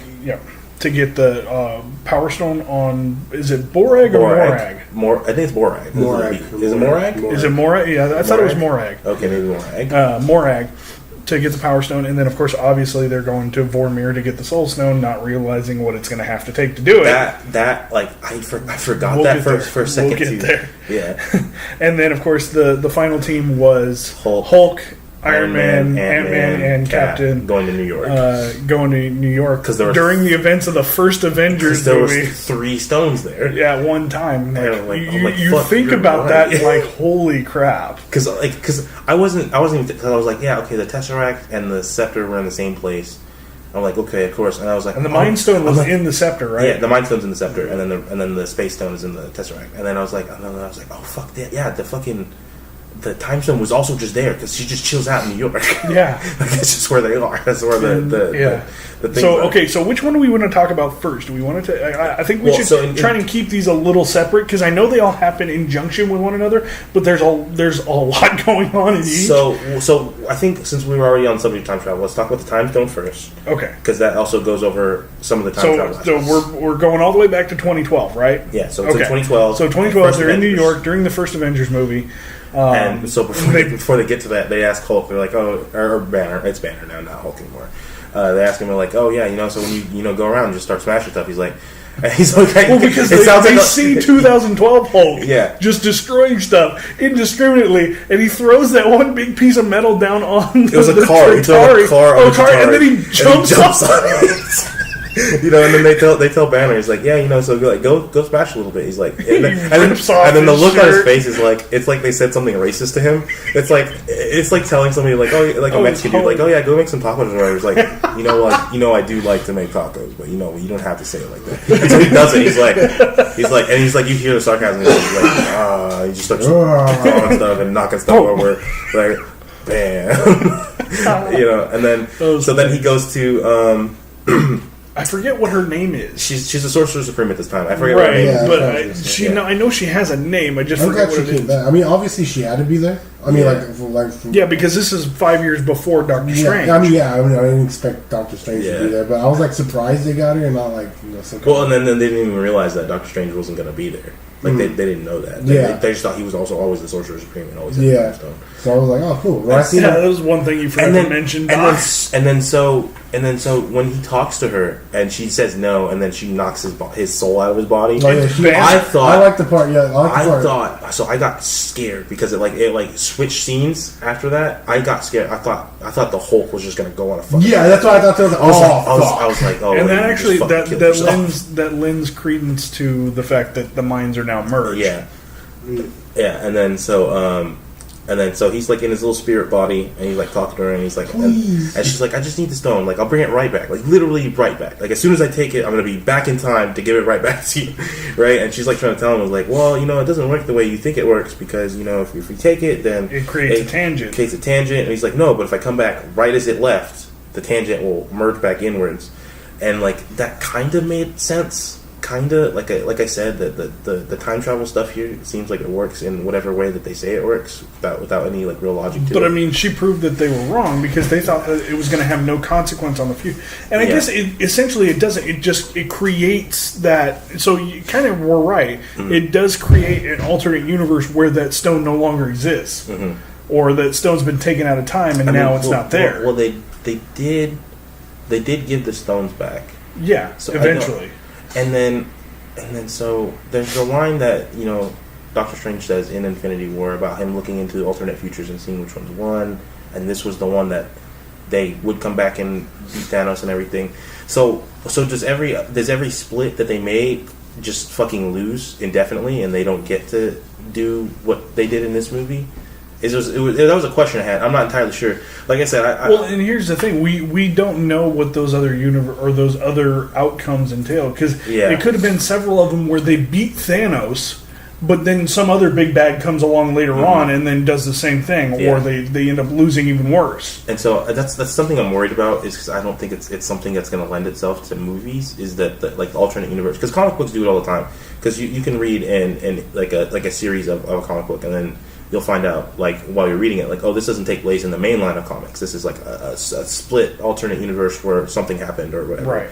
And that's fine, because comics do that very well, because they always have different writers who want to, like, I want to tell this story, and I know it can clashes with what's happening right now in the comics, so I'm like, well, we'll just make it's split, and that's fine.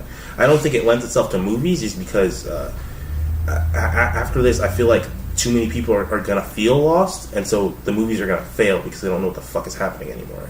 You know what I mean? I don't think so. I don't think that's the case. I think it was pretty clear on what was going on. It's just, I think initially that 5-year jump, and then everything that's changed since then might have thrown people off a little bit. But I think by the end of the movie, you're accustomed to it, and you're ready to see what comes next. That could be what they were trying to do, is that they went all fucking crazy, and they're like, just so you guys know, this is the future. This is the future. And it could be. And the whole thing is that they could be doing this to set up, certain future movies, like to give. Oh, absolutely, they absolutely did that. Like, especially with obviously they did it to set up future movies, but I mean, like certain things, like with the Professor Hulk thing, because we haven't had a Hulk movie since the Incredible Hulk. We're not going to have any Hulk movies, but we don't know that. No, we do for sure. No, Universal had the rights to it's Spider-Man, isn't it? It's kind of like Spider-Man, but Universal doesn't want to let go, and they're refusing to let go. Yeah, because it's Disney. Disney has Marvel Studios now, so they got that first movie, but then as soon as like Disney got Marvel, Universal's like, nope, you guys can't make any more Hulk movies. Marvel Studios, absolutely not. So they had to. So they have the rights to the Hulk character, but they don't have the rights to make a Hulk movie. Yeah. That makes sense. Just think of Spider-Man right now. Well, Spider-Man.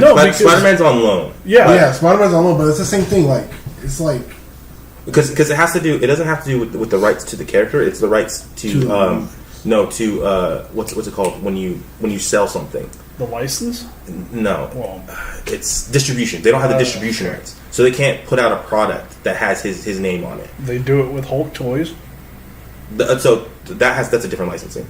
Yeah, that's like Hasbro or whatever has that shit. That they'll gladly give Disney that shit. owns Hasbro. Probably, I don't fucking know. But I think they do. But it's like through proxy. Like, of course they own this, and then this owns this. But then it's like the way licensing and shit works is so fucking complicated. Yeah. So they can use Hulk in movies, but we can't have a Hulk movie. That's why be a standalone. That's why I think that's why they did the sort of Planet Hulk in Ragnarok. Because they can't do a Planet Hulk movie. Yeah, and they never. I don't think that. Oh god, that would be so cool. But actually, I think this version, I think this version of the Hulk plays better off of other characters than he would by himself. And I think that's because they know that they can't make a standalone Hulk movie, so they put in a lot of effort to give him a lot of character development in these movies that he's in, like in Avengers and like Thor and everything else.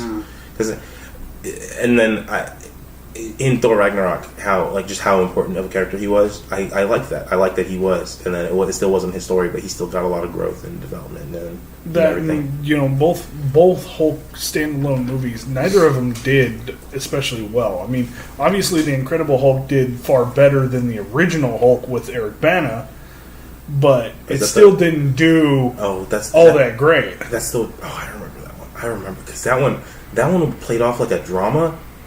And like the guy who made it, I think it was like a Japanese director who did it, and like he like just his directing style didn't fit right with what people expected from a comic book movie. You know what I mean? So that movie's weird to watch. I remember watching it a lot as a kid and just being weirded out because I didn't understand like the nuances of the. I think I watched it once when I was a kid and never watched it again. I watched it a lot because that was that was like it was like a double featured on a flea market DVD. It was that and then Finding Nemo on the same disc. I couldn't forgive the Hulk for killing the giant wolves. So my sister liked to watch Finding Nemo all the time. So I would watch Finding Nemo with her, and then on the same disc was The Incredible Hulk. So I was like, okay, let's watch Finding Nemo, and the Hulk would come on after, and I was like, okay, I guess we'll just watch the Hulk. And I kind of didn't understand a lot of what was happening, especially that opening sequence where he's like cutting the starfish or something. I'm like, I don't know what the fuck's going on. Like I feel like because I was so little. That I didn't really understand like that's the science or whatever the fuck is happening, and then like you're supposed to assume that the dad was like abusing him or something. I can't. That's what it felt like. I haven't seen it. I don't know. Whatever. We don't need to talk about that. Yeah, let's get back. Yeah. Okay. So all right. So while Hulk is trying to convince the Sorcerer Supreme to give him the Time Stone, we have the hijinks of Tony, Captain, and Ant-Man. Dude, I love that one so much. So that one splits off again. Because they're going to the two stones in the tower. But I mean, they coincide with one another. So yeah, I mean, but there were two different things. One of my favorite lines in the movie happens right about now. Is it about his ass? Yeah. So I'm going to tell you guys. That's America's ass. The one spoiler I saw was that screen cap with subtitles on it, and I thought it was fake. Because there's all those people online who are like, oh yeah, Cap and Tony are like dating or whatever, and they're like married or some shit, and that stuff. Not that I have a problem with it, and so I thought that's what that was. I thought they made like a fake thing, and I was like, oh, that's funny. And then it happened, and and this was like along the lines of Korg playing Fortnite and Hulk dabbing, and it's just this exchange between Ant-Man and Tony. It was like, oh my god. That's America's ass. That's all good. As far as I'm concerned. Then after kicking his own ass, literally, he's like, he's right. That is America's ass. I like that part. I like that. You jumped ahead to the part with Captain America. And so that was funny to me because, they put Crossbones in there. No, yeah, that's what I was going to talk about. I like that part because that redid the whole Winter Soldier scene. Yeah. And I love that. And then I love how when he said Hail Hydra, obviously he was going to say that because, he didn't want the whole thing to happen. That also plays off the comics as well. Yeah, because that was a big controversy when they did that in the comics where they got Cap to say Hail Hydra. Yeah, and that was probably, in the MCU, that's probably the closest we're ever going to get. I hope so because that arc was kind of stupid. Yeah, it was stupid. Yeah. Yeah. And I love that part because when I seen it, I was like, wait a minute. When they walked in, I was like, "Oh, that's all the Hydra people." That's all them. And then when the elevator scene, I was like, "They're not going to do it, right?" And he stepped in. And it was like exactly like how it was. Uh-huh. And then he told me to take it. He's like, "What do you mean, Captain? We can't let you take it." He's like, Hail Hydra. And they're like, oh. And they just give it They to didn't him question it. Yeah. Like, they didn't be like, what? What do you mean? Well, they just went. Because, I mean, at that point, they had no idea that anybody knew that they were Hydra. Mm-hmm. They figured that if you knew we were Hydra, you were Hydra. You were in. And then they were like, yeah, exactly. And he just walks out the door, and then he gets in a fight with his former self. And then I love it because the thing about Captain America is that he was always like. He was like, I can go all day. You know, like that part, and then just where he is now, I know. He's like, yeah, I get it. Yeah, like because that's the evolution. He was like that guy, and then he's like, oh fuck, dude, just like go that. with this Okay, shit. I get it. Because everybody else is like that when they think of shit that they used to do. Like, oh fuck, oh, God. Believe it. All right, Mark kicking his ass. And then so he's while that is going on, we have what's going on downstairs with the Tesseract. Yeah, and Tony's like, and it answers one of the biggest questions I think everybody had concerning Loki. Yeah, because you have them screwing up and losing the Tesseract, and then Loki gets it. And Loki disappears. So, I think one of the largest questions was how, because Loki's confirmed to have his own show and then Disney Plus, and so now they've said that this is what the show is. Yeah, same with the Tesseract being around in historical events. The Loki that died in Infinity War died. I mean, he literally died. There is no coming back for that Loki. Yeah. So this was the one, everybody was wondering how is he going to get brought back to life, because he didn't die in the snap, so he can't be brought back that way. Mm-hmm. I knew they were going to do something like this because I knew time travel was going to be a part of it, especially after. One of the biggest issues I have though is, I mean, obviously we later see with the Thor and Rocket tangent that it doesn't have any effect on the timeline because we see Loki in his cell on Asgard. Mm-hmm. But one of the things that, obviously, this is going to be essentially a different Loki.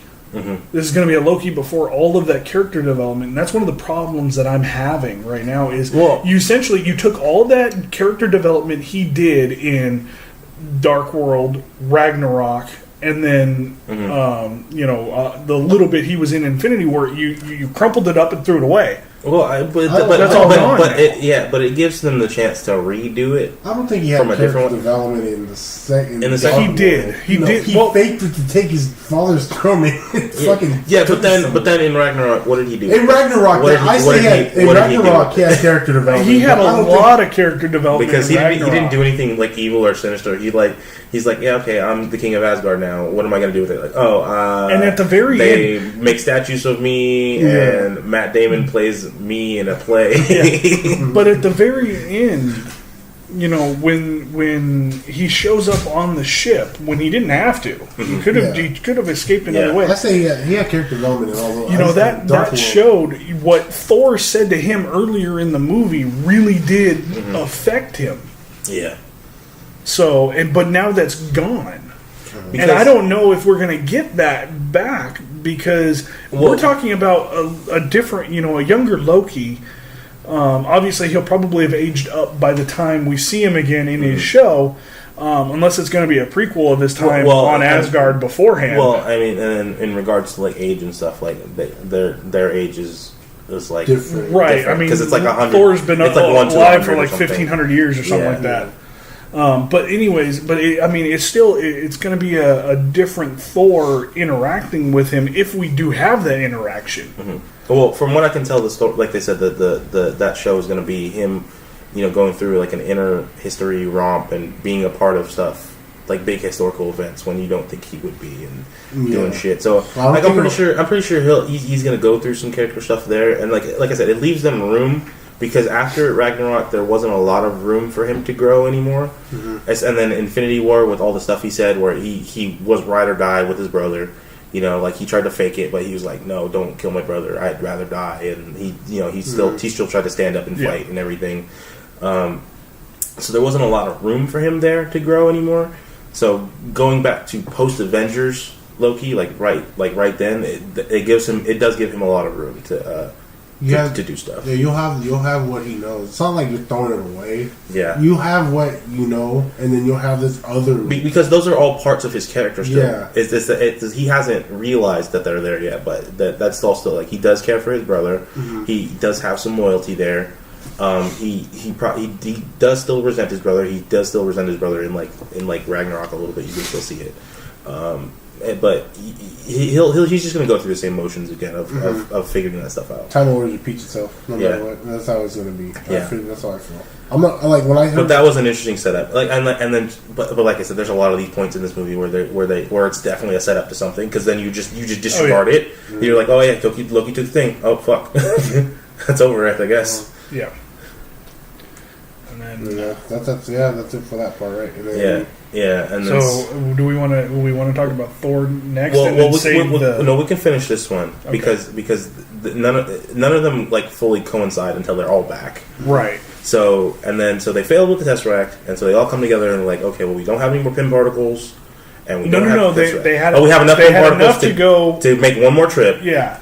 And we don't have the Tesseract. So they had to figure out a place where they could go get the Tesseract and then get more Pym particles. And Tony's like, I think I know. And then it was funny how he says, he's like, I think I know almost exactly the place where they definitely maybe are. Yeah.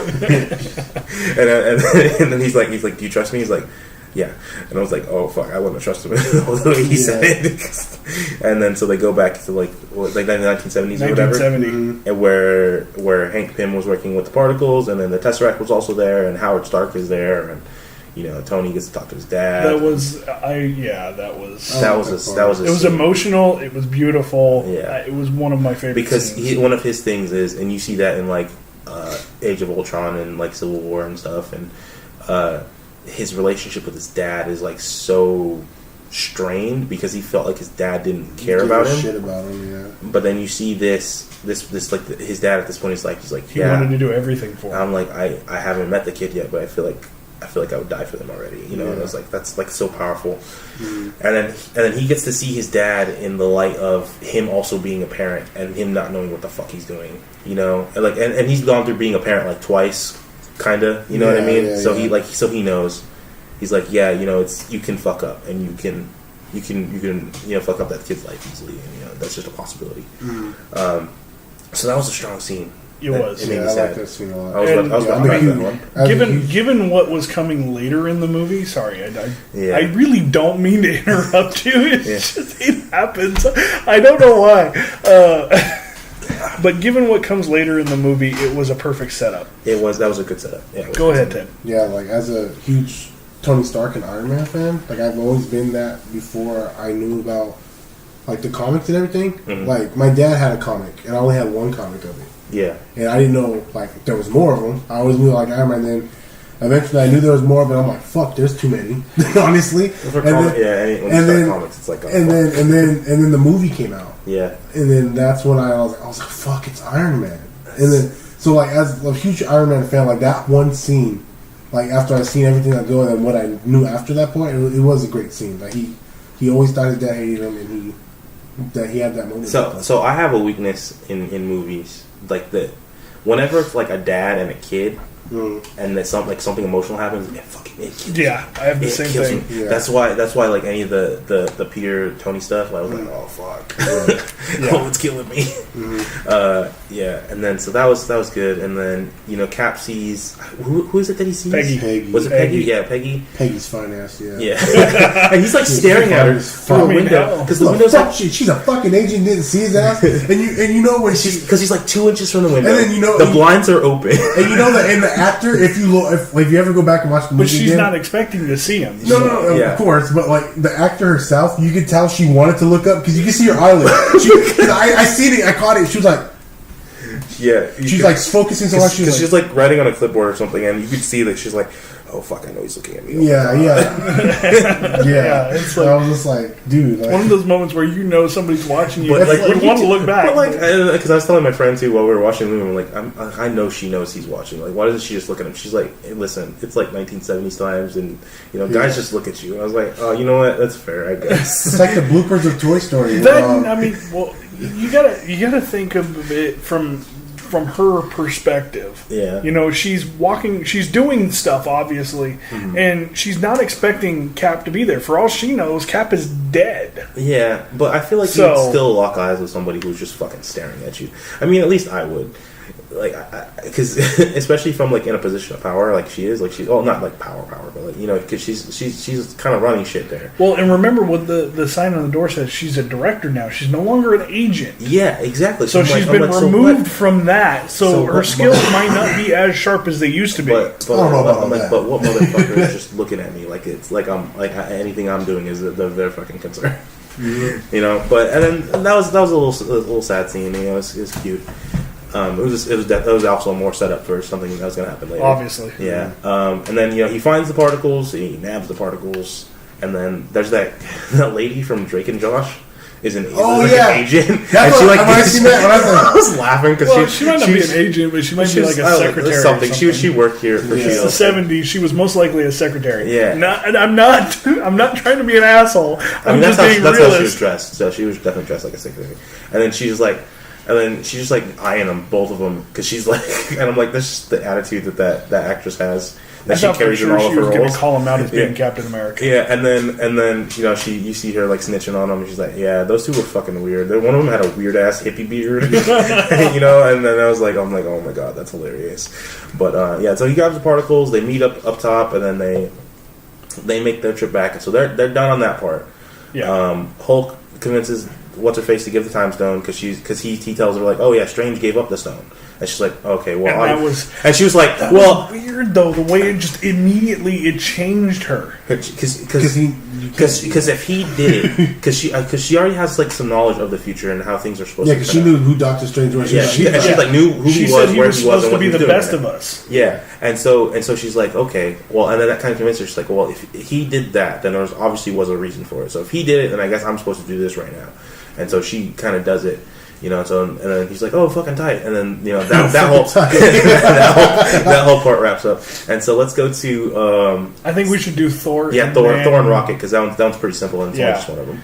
So Thor and Rocket go to Asgard, and it's 2013, correct? Yeah, and so it's during the events of Thor: The Dark World. Yeah, which I forgot a lot of stuff that happened in that movie. Yeah, I only watched that movie once. And of course, I watched it twice. You know, yes, Natalie Portman is in there, but it's all stock footage. Yeah, it is. It's nothing new. It is. They do that with a lot of the stuff, and it was kind of seamless. You know that there were scenes where they definitely reshot, like the scenes from Avengers 1 where it was the ending of Avengers 1. But then they're all around there doing stuff still. They're like talking and bullshitting while they're there, and I'm like, they had to reshoot that. Like, there's no way they just had that on. Right, and I mean, some of it may even be deleted scenes that never got used in the original movie. Could be, and that's really smart of them to save those. And they're like, yeah, here's some extra cuts of just weird shit that we can say and have them do. But yeah, and then so so you see Thor like fucking panic because he's still dealing with loss. You know, and then so yeah, he's dealing with a loss that he had already kind of coped with. You know how he's already dealt with it. You know, and it's like his mom. He's like, you know, I can't do it. I can't go meet my mom after having lost my brother, my dad, my sister, my fucking everything, like all my friends and my people. Yeah, and he wants so bad to warn her. Yeah, and then you know, and then talking to her, you expect it to like fuck things up, but she's like, no, you know, I'm a witch. You know, I know shit gets crazy and. You know, I can see stuff. I can see something's up, and I can see you're not from here, or you're not from this time, and all that stuff. And she kind of reassures him, you know. And she kind of, you know, turns him around, you know, because she's like, "Oh yeah, you failed, but everybody failed. It's okay to fail." Yeah. You know, and she's like, "Oh," and he says something like, "Oh, well, I'm not supposed to be like everybody else," and then she still consoles him and gets him back, and then.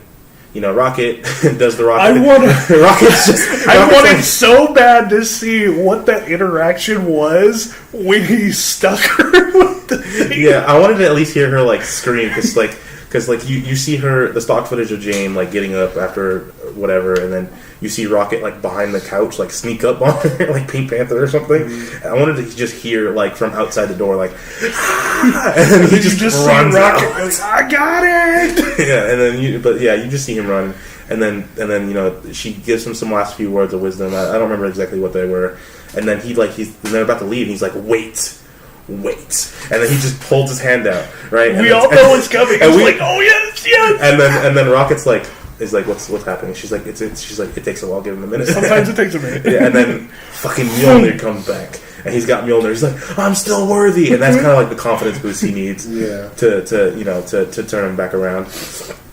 And so they go back, and so that one's done. And then we go to And that actually, the him taking the hammer with him sets up my absolute favorite scene from the movie. Yeah. And we'll get there in a minute. yeah. All right, so that leaves Nebula, Morag and Morag and Vormir. So we'll go, Nebula, Rhodey. are on Morag, where back in 2014, basically with when Guardians. the first Guardians takes place. And then scene transition here is because you start hearing the song, right? And I was like, that's kind of lazy for them to use a song that they used in like Guardians 1, and then But they then cut the scene, and then it's like, oh, it's the scene from Guardians 1. And then that one's kind of different. That shot, like, because I remember that scene. The part where he's screaming into the thing, it's the part where they're going, hey, but like he's saying something else in that part, and you actually get to hear him like singing while the music's off. And I thought that was funny. I felt like they reshot that part. Yeah, there had to be like hundreds I'm sure there of were shots some of that part. reshots. Yeah. I mean, And they used some of those, but yeah, and so Rhodey, actually, like Rhodey says, like, oh, he's a fucking idiot. Yeah. So he's a moron. Yeah, and so they just no, knock he's him an out. They just knock him out for this part, and then they're like, okay, so and then they go into the temple of the power thing, and then Rhodey does the smartest thing I've ever heard, and he's like, hey, well, hold on, we just broke into a temple of an Infinity Stone, like, don't you think there's gonna be some traps? And Nebby's like, shut the fuck up. I mean, she's right, but like, I still would have been apprehensive. I had to think back to it, like, what? I knew there wasn't. Oh, like, he's right, he's an idiot. No way to happen. Yeah, but whatever. And she's like, she does the scene from iRobot where she like reaches with her hand and through the laser thing and just pulls the thing out. Mm-hmm. And I was like, okay, weird flex, but okay. Yeah. Yeah, and so that one's pretty much resolved. They got that stone. Rhodey teleports back. Well, hold on. Yeah, because then something happens to at Nebula. the same time, she I forget.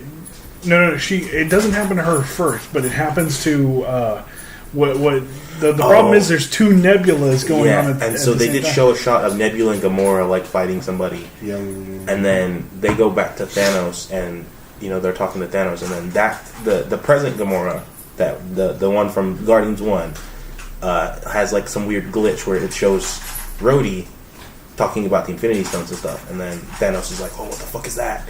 Bitch, you knew this? Yeah. And then she's like, no, and then they go and like run the test on her, like the diagnostic. She's like, oh, this is from Gamora, but it's not from this Gamora. There's another Gamora. Nebula. Or Nebula, not like Gamora, whatever. But it's from a Nebula, but not this Nebula. It's a different Nebula with a timestamp in the future. And I'm like, oh shit. Yeah. And that sets up some weird shit too. And then Rhodey, he jumps back. Rhodey jumps back, and then our Nebula from the current stuff, Spazzes out. she has like a spaz thing where it shows her something, and then she sees Thanos, and she's like, oh, Thanos knows, he knows, and she goes and tries to warn Clint and Nat, but doesn't go through. Right. And then she gets captured, abducted. Yeah. UFO abducted. And then the Nebula from 2014 takes her place and goes back to the future. Yeah. She goes back in there. And then you see it because she's like interrogating our Nebula, and then she takes the little gold plating off that our Nebula has, and then puts it on, and then she like, just sneaks in there. Yeah. And then we go to Nat and Clint on Vormir. Yeah, they've gone. And to so Vormir. We know what happens on Vormir from Infinity War. So we already know the Soul Stone asks for something, and so I in the movie, very specific. It asks for a soul. Yeah. And when I realized that they were going there, I freaked out. I was like, oh my god. I just remembered what the hell happens on Vormir. Mm-hmm. And I knew exactly what was going to happen between them. I knew they were going to fight over which one's going to get jump, right? Like, I knew it was going to be Nat because she didn't have anything to live for, and that she her was own movie. Whatever. Yeah, whatever. She don't have a movie yet. Yeah, it's in the works. But like she didn't. But as far as the story goes, she didn't have anything. Like she was running like the pseudo Avengers or whatever. But they were trying to fight to get the regular ass Avengers back. And she's like, yeah, no, there's nothing for me left. you have your family that you're trying to get back. I'm not, because when they brought him in, he's like, don't give me hope, like don't give it to me. And she said like, well, I wish I could give it sooner. And then so I knew she was going to be the one to die because they weren't going to do that to Clint. And so they fight, they wrestle, and all this stuff happens, and then they're both dangling off the cliff, and like he's holding her hand, and he's trying to grab her with the other hand, but he can't because of the way he's like tethered to the cliff or whatever, and she's like slipping, and then she dies, and he gets the stone. Yeah, and then they go back. Yeah, and then so that's everybody.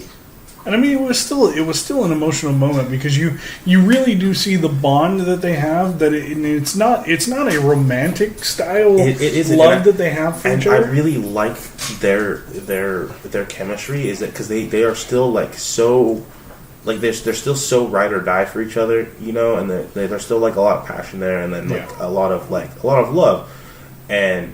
Like, so much so that his kids call her Aunt Nat and all this stuff, and she's involved in his life, and they know each other so much, and they have inside jokes and references, and they talk about Budapest again, obviously. I still want to fucking know what happened there. I think we're going to see that in the Black Widow movie, because I think now that she's dead, I think, the only thing it can be is a prequel. It's her backstory. For that whole part, like...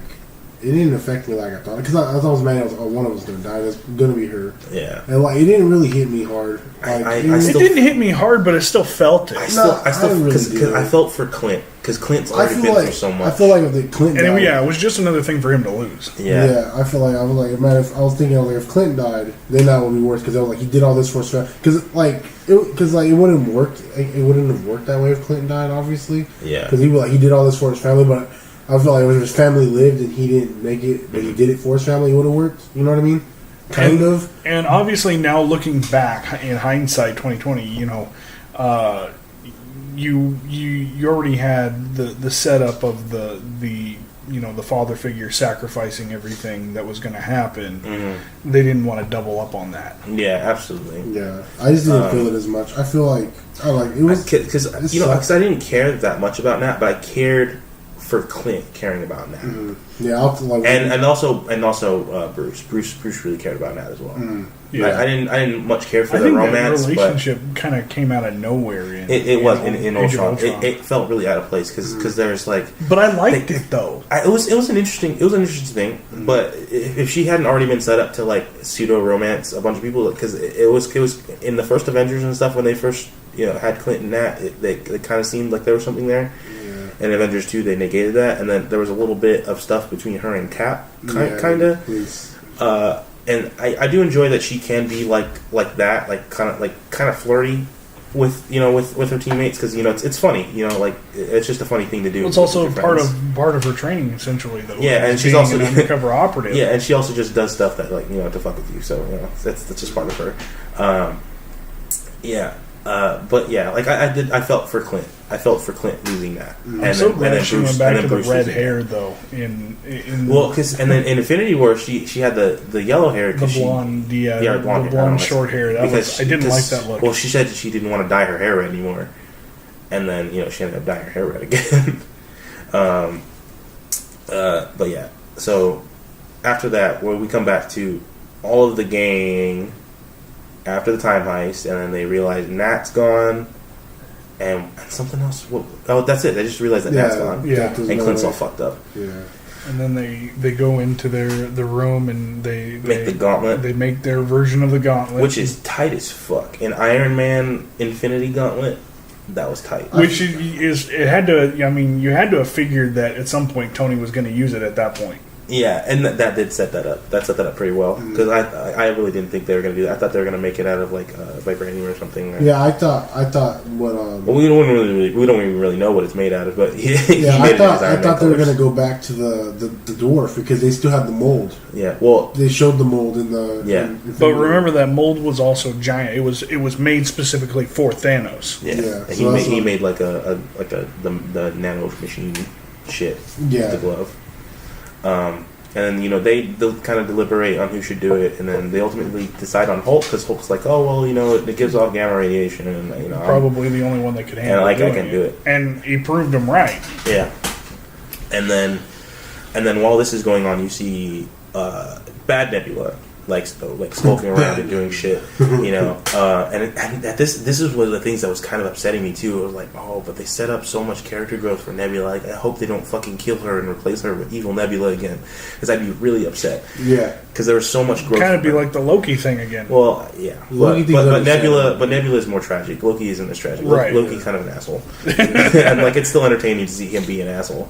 With Nebula, it was like, oh fuck, and and then. You know, that so stuff she's happened. trying to bring so Thanos and the army through the portal, through the time portal, and then so you see Hulk do the snap. It fucks up his arm, you know, and then they all just sit there for like a second because they don't know if it worked. Clint's phone rings. You know, before that, which like, I didn't want to mention to right now, when we were talking about when the 5-year gap, when there was no, there was like I noticed into this point before the phone rings, I think, or when he's onto it, when he's looking out. You see birds come out of nowhere, and I was like, "You're right." Through this whole thing, I haven't seen any type of life other than the people. Like the wildlife, yeah, and he's seen that come in. So all wildlife got snapped too. Yeah, it's still population. They still take stuff. So when I seen the birds come back, I was like, "Okay, it's working," but I don't see any. And then the phone rings. I'm like, "Oh." You know, and I was like, "You're right." There is no birds. This sets up something weird too, because this brings me back to like the time travel weird shit happening. Is that they're like that Iron Man says like make sure you bring back everything snapped by Thanos, but you bring them here. Yeah. You don't like he's like don't age them up, don't whatever. Like just bring them here and keep everything else the same. Because you know, of course, he said that his deal breaker was if he had to lose his family for whatever reason that he wasn't going to do it. Like that, there's no ifs, ands, or buts. He's just not going to do it. Which was understandable. It's absolutely understandable. It just made for a weird thing plot wise, I think. But yeah, and then we still don't know like the implications of that, of like all these people just being back in, or like what, like how much power the snap had. Like, did he bend reality around them being back? You know what I mean? Yeah. Well, I mean, not really. I mean, it shouldn't affect the timeline at all because they were. Society is the thing that I'm worried about the implications for, because all these people that we just got done. You know, you're seeing the people dealing with not having these people anymore and trying to move on. It just makes, like, new governments have been established and new powers are in order. So like how The Walking Dead is like everyone's like, oh, we got to get back to people. How you got to bring the world back? But how different was the world going to be? Exactly. Like, it's not going to be the same. There's going to be new governments. It's going to be there's just a lot of shit that happens, but there's a lot of implications that I'm not sure we're going to see until Spider-Man Far From Home. Shit, maybe it could have been like Mad Max shit. Everyone came back. I think that's the Spider-Man Far From Home is probably the first one where we're actually going to see the implications of bringing everyone back. They actually said stuff about it already. Yeah, like they said that it happens like right after. Yeah, and then the trailers they showed us. They didn't spoil anything. I'm pretty sure, they said, we're gonna get new trailers explaining some things. Yeah, because they didn't want to just be bringing back, right? Like, you know, yeah. And you know, of course, there was the whole thing where Sony was the ones who wanted Far From Home to come out this year and not next year, and so we got trailers of Far From Home before Endgame came out, and so people were like, "Oh, well, obviously everybody's coming back," and that was like a huge spoiler in itself, you know. And then the fucking producers just went out and said, like, oh yeah, you know, Far From Home takes place 5 minutes or whatever after the actual end of Endgame. You know, I was like, okay, well, I didn't need to know that, but you know, thank you. Yeah, but thank you, I guess. See, that's cool. Yeah. I mean, I'm glad, but like, yeah, I didn't need to know that until it happened, because now I'm just. They could have released it like after the movie was over. And then. Because like this, it's the same situation with from Civil War to Black Panther. Black Panther takes place like days after Civil War, and like you don't know that until you watch the movie. It didn't really matter that they told you that. You're like, I just know it's after Civil War. I know. Well, I mean, you figure it out. Yeah. From the first few minutes of Black Panther. Yeah, and so there was no really to tell me that. But like I said, just I don't know. Just thinking about the implications of how things like how do they integrate back in, like with just regular people, like people in power, like how does that work, and then there was still the subject of all the people that died because of the snap that weren't snapped. You know what I mean? Like they didn't vanish. Yeah, but they they're died. not coming back. Yeah, and so like you guys like, and when you did it, you thought, you know, he told you to just bring back everybody that got dusted. You know, and then he also said something about how he tried to bring back Nat. But he couldn't. Yeah, but he couldn't. So maybe he did bring back everybody that died as a result of the original snap too. But we just don't know yet, and we're probably gonna get figured out. Like, exactly. But now my question is, did he bring everyone back exactly where they died? I think Yeah, so. Yeah, yeah, because What if some of Spider-Man the- Spider-Man said he woke up on Titan. Here's the thing, though. What if some of those people vanished while they were in, say, an airplane? Yeah, that's Then they reappear in the fucking in the air, air, die. right? Or I do they feel like- reappear I'm- in the airplane? I think they'll be in the airplane or where it landed. I feel like. And what if the airplane crashed? Okay, so here's an interesting thing. Whenever you think about time travel, if you're time traveling, you're also traveling through space because the universe is always expanding. The Earth is always moving. So just because you go to a certain time, you're like, I want to appear, like in Back to the Future, like I want to appear in Twin Valley or whatever at this time. That place in the universe is like hundreds of thousands of miles from where it was when that was, because the Earth is rotating around the sun, the universe is expanding. So like that's always like a thing that nobody ever fucking mentions when it comes to time travel. Is like you also have to like pinpoint the exact coordinates of where everything is going to be, in relation to where you are now. So I don't know, and that's just something that people gloss over because it's not an interesting thing to think about. But I mean, of course, yeah. Like I want to know what the fuck are you dropping all these? We're people off the nerds. fucking We cliff? want to know. Yeah, yeah, There's a reason for the name of the channel. yeah. And then because you're told that later when all this stuff happens that they just like, oh yeah, I woke up on Titan after everything, and then so yeah, you find out it does work, and then the very same second, like everybody's like ready to celebrate. Fucking Thanos' ship comes out from the portal and breaks it, and then it's the big ass ship too. Like it's not even like one of the little warships that he sent in like Infinity War. It's like it's a big ass ship that those ships come out of. Yeah, and then he like fucking just blasts opens fire. He on the blasts the Avengers compound. facility. Yeah, And I was surprised. I was surprised he survived. Clint, because he wasn't armored or anything. Yeah, because he looked up. I was like, oh fuck, they killed him anyways. I was like, there's no way he. I thought Scott died right there because he was just standing next to that window and you see the blast. But you see him shrink. Yeah, and then you see him shrink, and I was like, oh thank God. I was ready to I was like, bro. I was like, man, they really killing everyone. They're like, oh, you thought you got it. Dead. Natasha died for nothing. Dead. I was like, oh, that's what I thought. They really wanted to keep you guessing right up until the end. Yeah, they really did. Because this was only like 2 hours into this 3-hour fucking movie. Oh, yeah. and so I'm like thinking, I'm like, okay, because I checked the time a few times. So I was like, I knew it was 3 hours. I didn't check it. And I was like curious. And I really did, and like things were flying by, so I thought we were at like the end, like the last 10 minutes. I'm like, no, it can't just fucking go down like this again. Right? And I was like, oh no, there's still like an hour. And so they're all fucked up. They're all in the rubble of the fucking Avengers compound, and Thanos is ready to fucking kill them all, and and then he drops down into the rubble, and he tells Nebula to go get the gauntlet or the stones or whatever. Because I guess he doesn't know that they're in the gauntlet yet. And he tells Nebula to go get the stones for me, and then I'll just sit here and fucking wait, right? And then you see everybody like kind of get out of the rubble. Clint has the gauntlet with stones, and he's being chased by the fucking little creatures from Infinity War. Yeah. And then fucking Hulk, Rhodey, and Rocket are about to fucking get crushed. I forgot. Rhodey couldn't walk. I keep thinking about that, and then like something fucks up with his suit, and like he tries to save Rocket, and he gets him out from the rubble, but Hulk is still like barely holding up like the entire compound that's about to come on them, and they're also like being flooded. Yeah, his original War Machine suit just gets trashed. Yeah. Yeah, because when because they was like, hurry, Rhodey. I was like, hurry, get the fuck up. I was like, and I seen his leg. Like, oh, he can't fucking walk. Fuck. it was so tense. Like all this and stuff. Rocket couldn't breathe. Yeah, I can't breathe. I can't breathe. That was the first time I've ever seen Rocket like fucking panic. And I was. Oh, he thought he was gonna die. I was hurting. It was hurting to see Rocket like that because it was like seeing your best friend hurt, but also like seeing your dog hurt. And it was just like both of those feelings. Like no. It's funny. It's funny you say that because when you say dog, because my dog was Roscoe and he passed away. Yeah. And my dad called him Rocket. Yeah. So when I seen him, when I was like, take the fucking Roscoe, please. I was like, save him. He means more to me than you know. And then there's Tony and Cap.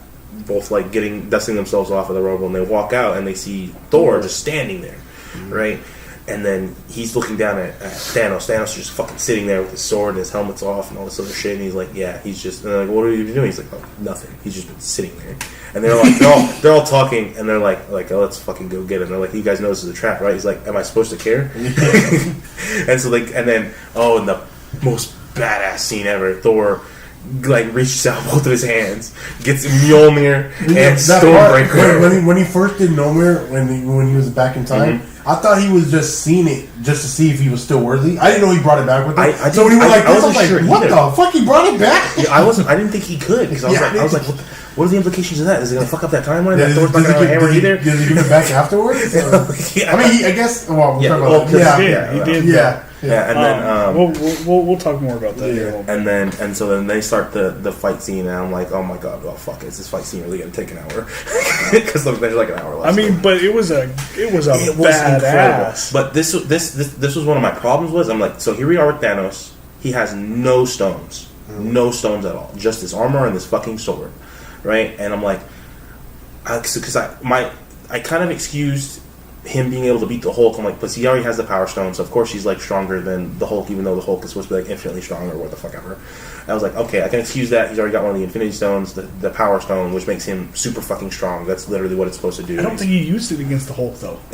Just him having it makes him stronger. It makes sense if he has it, but without it, I'm just like, how? But he has nothing. And we already know that Thor's weapon can fucking kill him with the stones. It can still fucking kill him, and they're just still not doing it. Like, and this is one of the things that frustrates me. Like, of course, it's a cool battle scene. I know that's the only reason that they didn't just let them kill him. I'm like, because it doesn't, like, it adds more tension, you know. But I was still a little frustrated. I'm like, no, we know now that they know exactly how strong this guy is. They're not going to take him lightly, like they already did. He should be fucking decimated. There's the two of the strongest Avengers. And then also Cap is there, but like two of the strongest Avengers, and one of them just got a huge fucking power boost because he's got two weapons now. He already got the power boost from like the last, and now he just got like extra. But remember, Hulk is weakened too because of the. I'm not talking about Hulk. I'm just talking about Thor and Iron Man. Iron Man, and Iron Man's already fought him, and he knows exactly what he can do with the stones, and he was able to make Thanos bleed. Even a drop of blood. Yeah, and I'm like, and he has a new fucking suit, a super 5 years in the future suit, you know. So I'm like, this thing has to be stronger. Thor's stronger. I'm like, he should be ended right now. He should be fucking dead. Yeah. And then he just isn't, and then that fight drags on a lot. I'm like, it's cool, but it does give us the scene where, Cap. And they set this up a long time ago. This is my favorite scene. It's one of the coolest fucking scenes because I saw the hammer just sitting there. You know, because he made. And let's look. But first, we got to talk about what Thanos did to Cap's shield. Well, that happens after. But before that, they did the. No. It happens. The shield gets destroyed before it gets completely. No. So he's about to kill Thor. Yeah. He has Thor. He has Stormbreaker. He's holding it against Thor's chest, and he's about to fucking kill him. Yeah, like the scene from Infinity War. So they reverse the scene from Infinity War, and he's pushing down, and like we're like, oh shit, like he doesn't have a hold of Mjolnir right now. You see Mjolnir in the back, and then you just see Cap run up and like grab it. And like Thor, and like I think Thor says something. Yeah, I knew it, or I told you so, or something like that. And then everybody in the theater is like, yeah. In my theater, when I seen Infinity War, like no one did the clap or woo and stuff, right? Yeah. You know what I mean? But when that happened, everybody lost. Everybody their went shit. nuts. Yeah, it was because he hits Thanos with it a couple of times, and then he throws it at him, and he holds out his hand, and it comes back. Yeah. And that was when everybody went nuts. Yeah. Because and then he starts one-on-oneing Thanos. I don't know what happened to Thor. I think he just fucking threw Thor or something. Yeah, because he hit him. Because when he said, I told you so, he hit him. And then... And then so he's fighting Cap with Mjolnir, and he's like throwing the shield and throwing the hammer at the shield, and it's like making the sound and like knocking him over. As a huge Team Iron Man, like for the Civil War, I was Team Iron Man. That scene was like really well done. Yeah. Like, even if it like... It didn't say how he got. I mean, he was able to move it, right? Obviously, they teased it, but they didn't say how. I mean, it made sense how. Obviously, they didn't have to explain it. But it was just so wow. Like it reminded me of the Avengers Assemble animation, the show. Because he did something like this too, where he was in space and he had like a bunch of Iron Man's glove. He had like a bunch of stuff. Yeah, and that's what it reminded me of. Like the old because we've already seen like them team up and use like doubled moves, you know, because his shield can reflect the repulsor blast. We know that Thor hits it and it makes a big vibration move, you know, and all this other stuff. And so he's just doing that, you know. And then combat shit. And then Thanos comes back with his fucking sword and that's when he starts breaking the shield, because you see the one swing like etches into it, and it's like when you first see, he's like, oh fuck, he's fucked, and then he starts making more swings, and then like pieces are breaking off, and he gets knocked back and he gets stabbed in the leg, you know. And at this point, I really thought he was going to say the line again, like oh, I can do this all day. It felt right. Even though he'd already like kind of like laughed it off earlier, you know, I thought he was going to say it, but then I think it was perfect that he didn't say it because it shows the growth. Yeah, like he knows he can't do it all. He has to, But then they show the fucking. He was like, dude, just give it the fuck up, and he's like, bring my and the fucking armies, and they have all the fucking new monsters and. They have the fucking because they had like these big fucking ape things like brutes from like Halo or something. Yeah, I was like, what the fuck? I was like, whoa! I was like, oh my god! And then they have his original children who were like the Squidward and everybody, and then the Maw and all. And then that's when I was like, because I'll talk about it when it happens later, but I'll talk about this part. Like when I seen this part, I was like, I knew that Captain America's journey was done. Like I already knew it coming in. I predicted it.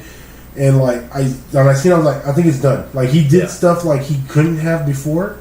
He came full circle, and then the fucking portals, like, you know, and then he hears the radio, and he hears Sam on the radio, and he's like Cap, and he's like, what the fuck? And he like listen, he's like, on your left. Yeah. And before we get into this part, I brought the Avengers Infinity War to my kids to watch on Friday before I watched this on Saturday, and well, don't tell me they cried over Sam. Oh no! Okay. No, they and they no. One of my kids, we have this relationship where she loves Tom Holland's Spider-Man, and when I told her she's the one who recommended. She's 7th grade. She's like, we want to watch Infinity War. I was like, I'll try. It's PG-13. I don't know. And then I was like, oh yeah, your favorite part is there. And she was like, favorite part, and she went. She's like, I hate you. She loves Spider-Man, and so I made fun of her like for the longest, right? Even when we were there, and I was just like, do I have to bring you some tissue when we watch this, right? And then she was like, and then when she pointed out, she was like, oh, look, Black Widow.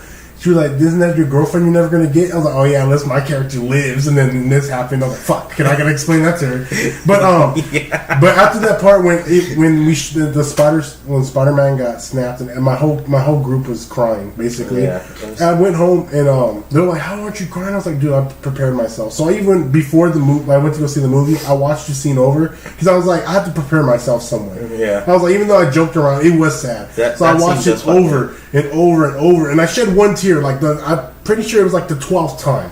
Yeah. I was like, okay, all right, I'm ready. But when they started, the portals open, and it showed fucking everyone and their fucking mom. I lost it because Spider-Man is my favorite. When Spider-Man came, dude, he's my favorite character, and like I like this iteration that they of him. Shared. Yeah, and then so he swung in, and I was literally I cried. Screaming. I'm not gonna lie, because I was with my friend, and like I turned to her, I'm like, it's my boy, he's back, he's here. I was like super excited. Yeah, I cried. I won't lie. When Spider-Man came back, I cried. I was like, oh my god, the whole ending part. Yeah. Until like it was over, like I was like the people, the lady and the kid next to me were crying. I don't know what my dad was doing. He was like in the edge of his seat. He was like this in his recliner, and then my dad said the guy next to him was like snorting, like he was trying to hold it back. Dude, I was crying, dude. I was. And then this scene, it was so crazy because like everybody was here. Yeah. This was the Smash Bros. Ultimate moment. Like everybody's here. Because you see like even Shuri's walking through, like when the Black Panther and his crew go, like Shuri's there. I'm like, oh, I mean, of course she's there, but she's like suited up and ready to go. And then like all of the fucking magicians are with Strange and Wong, and you know, I was like, oh fuck, I forgot there were other people. And that's just like people I didn't even think about. And this shows you that they did come where they came from, because you see Titan, you see Wakanda, and you see all the other places. And then you see fucking Valkyrie with the horse. Yeah. I was like, whoa, that was fresh. It's like, where'd she get the Pegasus? Yeah, you see everybody. But I cried on that part. It was a beautiful moment. It was crazy. Oh my god! It was and then you get the scene with Iron Man and Spider-Man where he hugs her and he's like, oh yeah, this is nice. And I was like, oh yeah, it was nice. It was so nice. Yeah, Like, I needed that. Because it goes back to like in the movie when he tries to open the door. He's like, I'm not trying to hug you. I'm trying to open the door.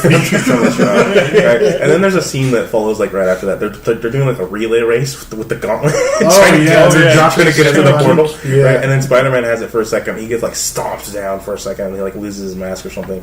And then like all of the girl characters like line up right behind him.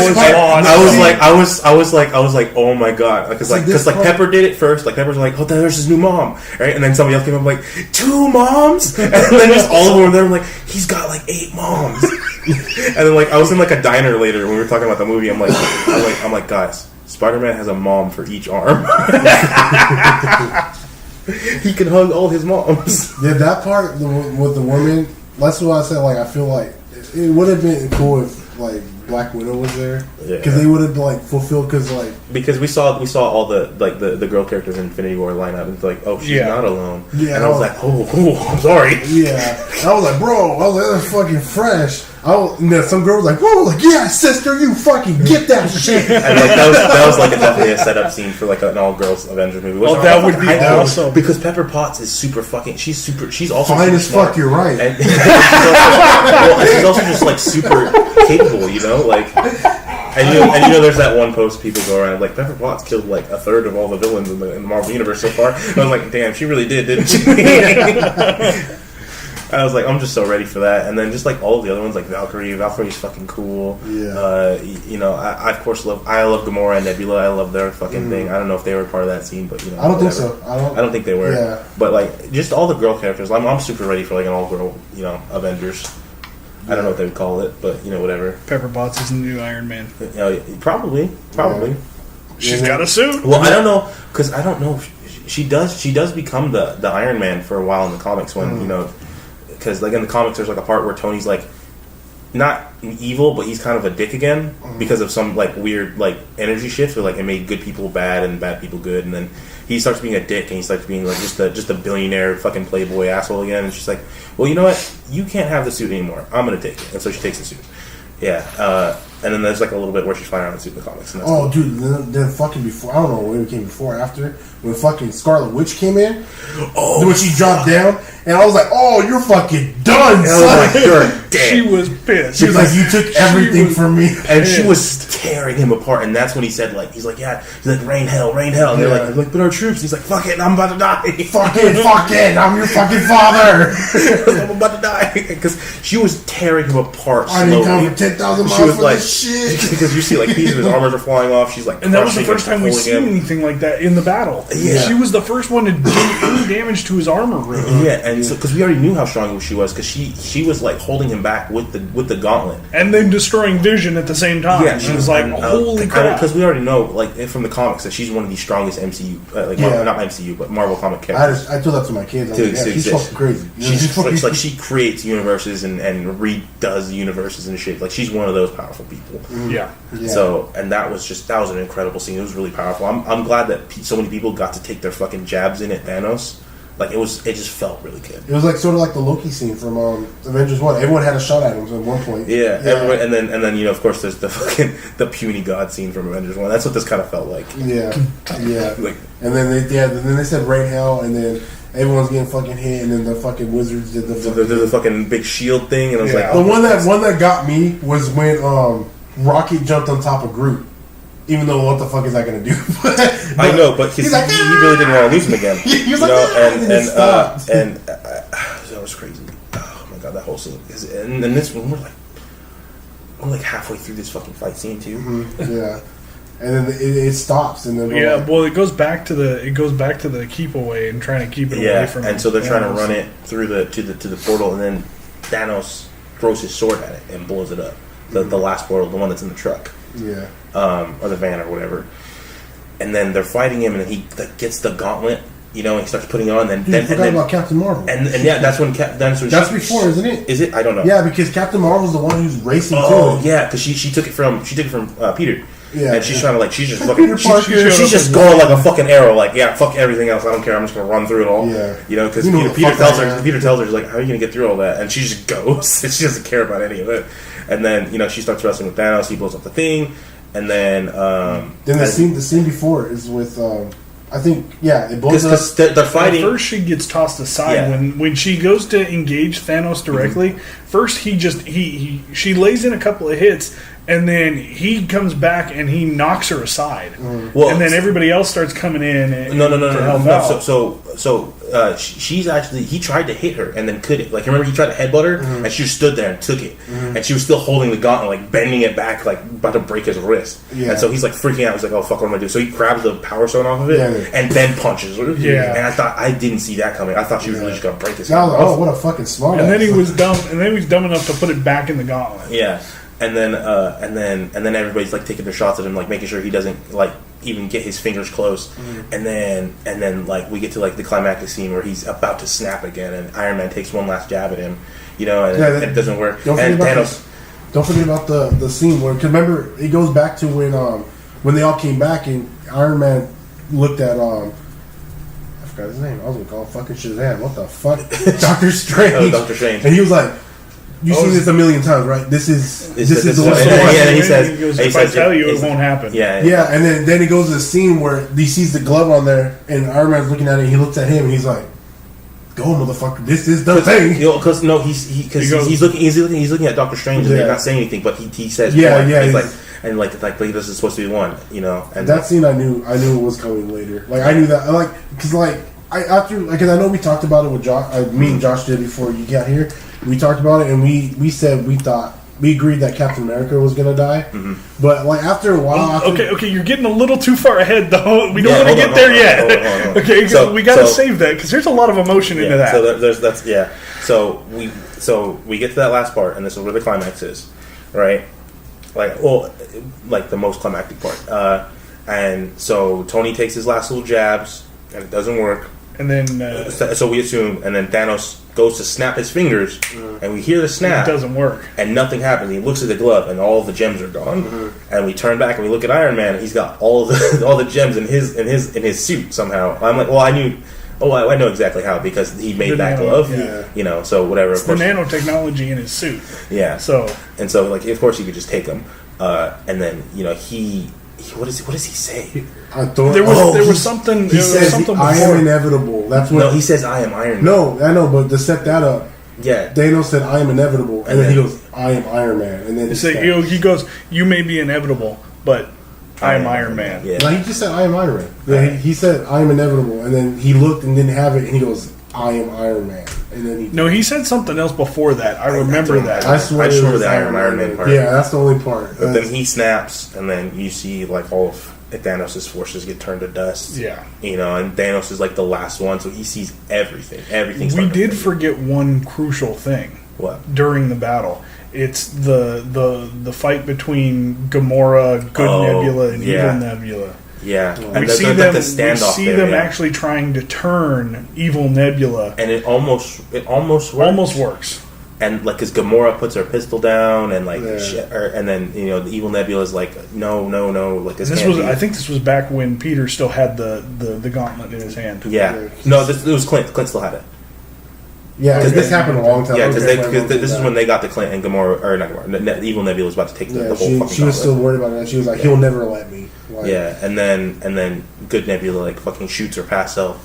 I don't know if it kills her. Well, because she's like mostly robot anyway, so I don't think it would like kill her. But I think she's good. but that sets up some weird implications too. Like, are you just fucking? Aren't you gonna like turn invisible like Back to the Future now? Like you just killed yourself. But I'm like, but then again, timelines and whatever. So I don't know. Time travel. Yeah. It's a cornucopia of disturbing concepts. Yeah, and then then the snap happens. And then we get Thanos and everybody just dying, all of his stuff, and then we start zooming in on Tony, and his arms all busted, like the side of his All face, up the side of his face, just everything, and he's just sitting there his eyes just look like dead already. Yeah, I thought he was dead already. And then they start talking to him like Peter. I think Peter's the first one that starts talking to him. He's like, Mr. Stark, like, are you okay? Like, are you good? No, yeah. And then he's like, he starts panicking. He's like, Yeah, okay. And I think Pepper he even calls him Tony for a second. He's like, Tony, And then like Pepper pulls him off. and Yeah. she starts talking, and she asked Friday like, oh, Friday, you run vitals, and she's like, oh, it's critical. Like he's not gonna make it. And then she starts saying like, oh, you did good. You did good. You can you can rest now. We're gonna be okay. like I was, oh my god, I was so fucking. I was crying at that point. I wasn't expecting crying. it because we did have that talk about somebody dying, and I really didn't think, because he's so crucial to the Marvel universe so far. But I'm like, like when I think about now, like, this is going back to what you were saying. Yeah, but there really was no other way to shift phases besides this. Well, he and I were pretty much of the both. We knew somebody was going to die, and we knew it was either going to be Stark or it was going to be Steve Rogers. But we were of the like mind that it was absolutely going to be Steve Rogers. Yeah, because we knew that Chris Evans wanted to be done with the character. Yeah. We knew his contract was expiring, but we knew that Robert Downey Jr.'s contract was expiring as well, but he had actually, I think at one point he had teased something about an Iron Man 4. Yeah, he did. Ellen DeGeneres. So this was like, in a sense, it was a little out of field. Yeah, out of left field. It was. I just because, like I said, because he's. We call Cap, Cap has the first Avenger movie, but like he was the first Avenger. He started this whole. He's the one that started the MCU. And like back to like what I was saying, like after that we did that, like it I was so set on that, but like after a while watching trailers and watching things, and then like I started thinking, I was like, what if he did? Like, what if he did die? You know what I mean? Yeah. You look back on the entire movie, and it set up his death. Like the only part that set up for me, where I knew I was like, oh, he's gonna die, is when basically the rest part went like when he said I can finally rest. I don't have to do this no more. And then I thought about him as an actor as well. I was like, just think how much. I mean, he loves it. All he's been doing. Yeah, he loves it. Don't get me wrong, he loves it. But like, how long until he's Chris Evans? You know what I mean? Like Chris Evans is like, he knew what was coming. He was just like, I want to be done. And I was like, as an actor, like he'll never get to rest. He'll be in the next Spider-Man. Obviously, everyone's gonna want him in the next Spider-Man. Everyone thought he was gonna be in the next Spider-Man. Yeah. When they thought Endgame was happening, they thought, all right, everyone's gonna split, and Iron Man's gonna be solely a cameo in Spider-Man. That's what they thought. The Hulk is going to be wherever he wants. Like, wherever they need him. Yeah, so like when I thought about that, I thought about the actor in the movie when they said, I was like, oh yeah. I was like, the actor and the character both need their rest. Yeah. And so when she said you can rest now, I was like, there it is. Like I knew it. Okay. Like, and this is actually, I think, where we have our last Stan Lee cameo. Also, is in this movie because this one was shot before. Captain Marvel was. And so I think that's his last. I think it's the last one he recorded, but this is the last one we're going to see him in. Yeah. And so like that, like just all of this, like this send off and everything was just like really powerful. Like when you keep all that stuff in mind, that we're losing somebody right here. Yeah. It just felt so much. And then we get to the funeral and everything. Like this is where we go next. We see he definitely did die. Yeah. And we see everybody paying respects, and we have every freaking superhero character. Yeah, you see in their movies set. Like I noticed that too. They're set up in their movies. Like because you see all the Iron Man characters first. And it's like Pepper, and then now there was originally when they were panning through all the characters, there was one person standing alone. It was a young guy. It was the with boy. Like it was the boy from hair. Iron Man 3. Yeah, I didn't know that at first. I noticed that immediately because that was. That part, like seeing that little boy, because that was the start of his like this parental instinct he had that he didn't think he did have, but like even though he clicked with this little boy so much. There's actually a theory going around that he could actually be the one to take up the Iron Man because mantle. there's scenes in Iron Man 3 or whatever in Avengers or something where you find out that he's paying for this kid to go through college and everything. And see he's an engineer and all this other shit. And so like I'm like that would be interesting to see this guy that we haven't seen in a while, and it's seeing him all grown up because I forget how long ago that movie was. Plus the 5-year gap in the movie, and plus like the legit like 5-year gap that's in the fucking story. But that like I noticed that immediately. Nobody else around me, but I was like no fucking way, because to me it just felt like there was significance to it. Like I know they're gonna do something with it. I hope to God they do something with it. It wouldn't actually be the first time that they've done that, because if you guys remember, it wasn't immediately clear the back then, but it's been essentially confirmed by everybody who works with Marvel now. But the little kid wearing the Iron Man mask and the play gauntlet in Iron Man 2. It's Peter Parker. Yeah, they've said that. Yeah, It's Peter Parker. So he wouldn't be the first kid for Tony to meet and then grow up to become a superhero. Yeah. And then we get through all the funeral and we see everybody, and then people are still dealing with it. Like I remember, I forget his character, but Jon Favreau, the director of Iron Man, Happy, that's his name. Happy Hogan. And he's talking to his daughter, and then he asked the daughter if she like needs anything. She's like, I want some cheeseburgers or hamburgers or whatever. She's like, and he's like choking up when he says it. He's like, get you all the fucking cheeseburgers I can get you. I was like, and it was such because it's such a happy thing to do. It was like one of those like. That's the first thing he asked when he came back. Yeah, He asked for a cheeseburger, and that was a nice little homage. Yeah, he's too. like, your dad loved cheeseburgers. But that was just because of that little quirkiness that these movies have, where they're like funny, But then like it happening so directly in such a scene that's so fucking sad, like it destroyed me even more. And even before that, with the fucking visual, the hologram of him talking about. Yeah, and then we went to that, and then at the very last second of him recording the hologram, he like looks up exactly where his daughter's at. I love you 3000. I love you 3000. And I was like, oh my god. Yeah. And I just wasn't ready for any of that. I was crying through that whole part. And then we get to a little bit of an epilogue where they're sending Steve back into the past to put all the Infinity Stones back, and then Mjolnir back. And then so they send him, right? And it's Hulk, Bucky, and Sam. All right here. And they ask, how long is this going to take? And he's like, for him, like whatever amount of time, but he's going to be back here in 5 seconds. Mm-hmm. And so he sends him. He counts to 5. He's like 1, 2, 3, I was like, 5, he's not coming back. And he hits the button, and then nothing happened. Right, and then he's like, hold on. He flips some switches, and he does it one more time, and nothing happens. And then they all like look off to the side, and they see like just a man sitting there, and they walk up to him, and it's Steve Rogers, but he's an old man. Mm-hmm. And they talk to him. He's like, so did something go really wrong, or did something go really right? And then he, you find out that he stayed with Sharon or whatever, right? Peggy, not Sharon. Yeah, Peggy. I forget her name. Yeah, but yeah, he stayed with Peggy. And then he passes the Cap mantle on to Sam, which is something I knew was going to happen because that's something in the comics. And then this is something me and you talked about was because you knew Chris Evans was done. I'm like, well, Chris Evans can be done, but that doesn't mean necessarily that Cap's character has to die. I'm like, because I knew something in the comics was that they aged up Captain America. In the comics, it's because his serum started failing, and so he instantly, like in the matter of like a week, he gained all those years that he's been alive, and like he just aged up to like age 80. And then he's still around just doing shit, but he's an old man. He can't like fight and shit anymore. And because in the comics, wasn't he didn't get frozen in the comics, did he? I don't remember. I think he just lived for all those years.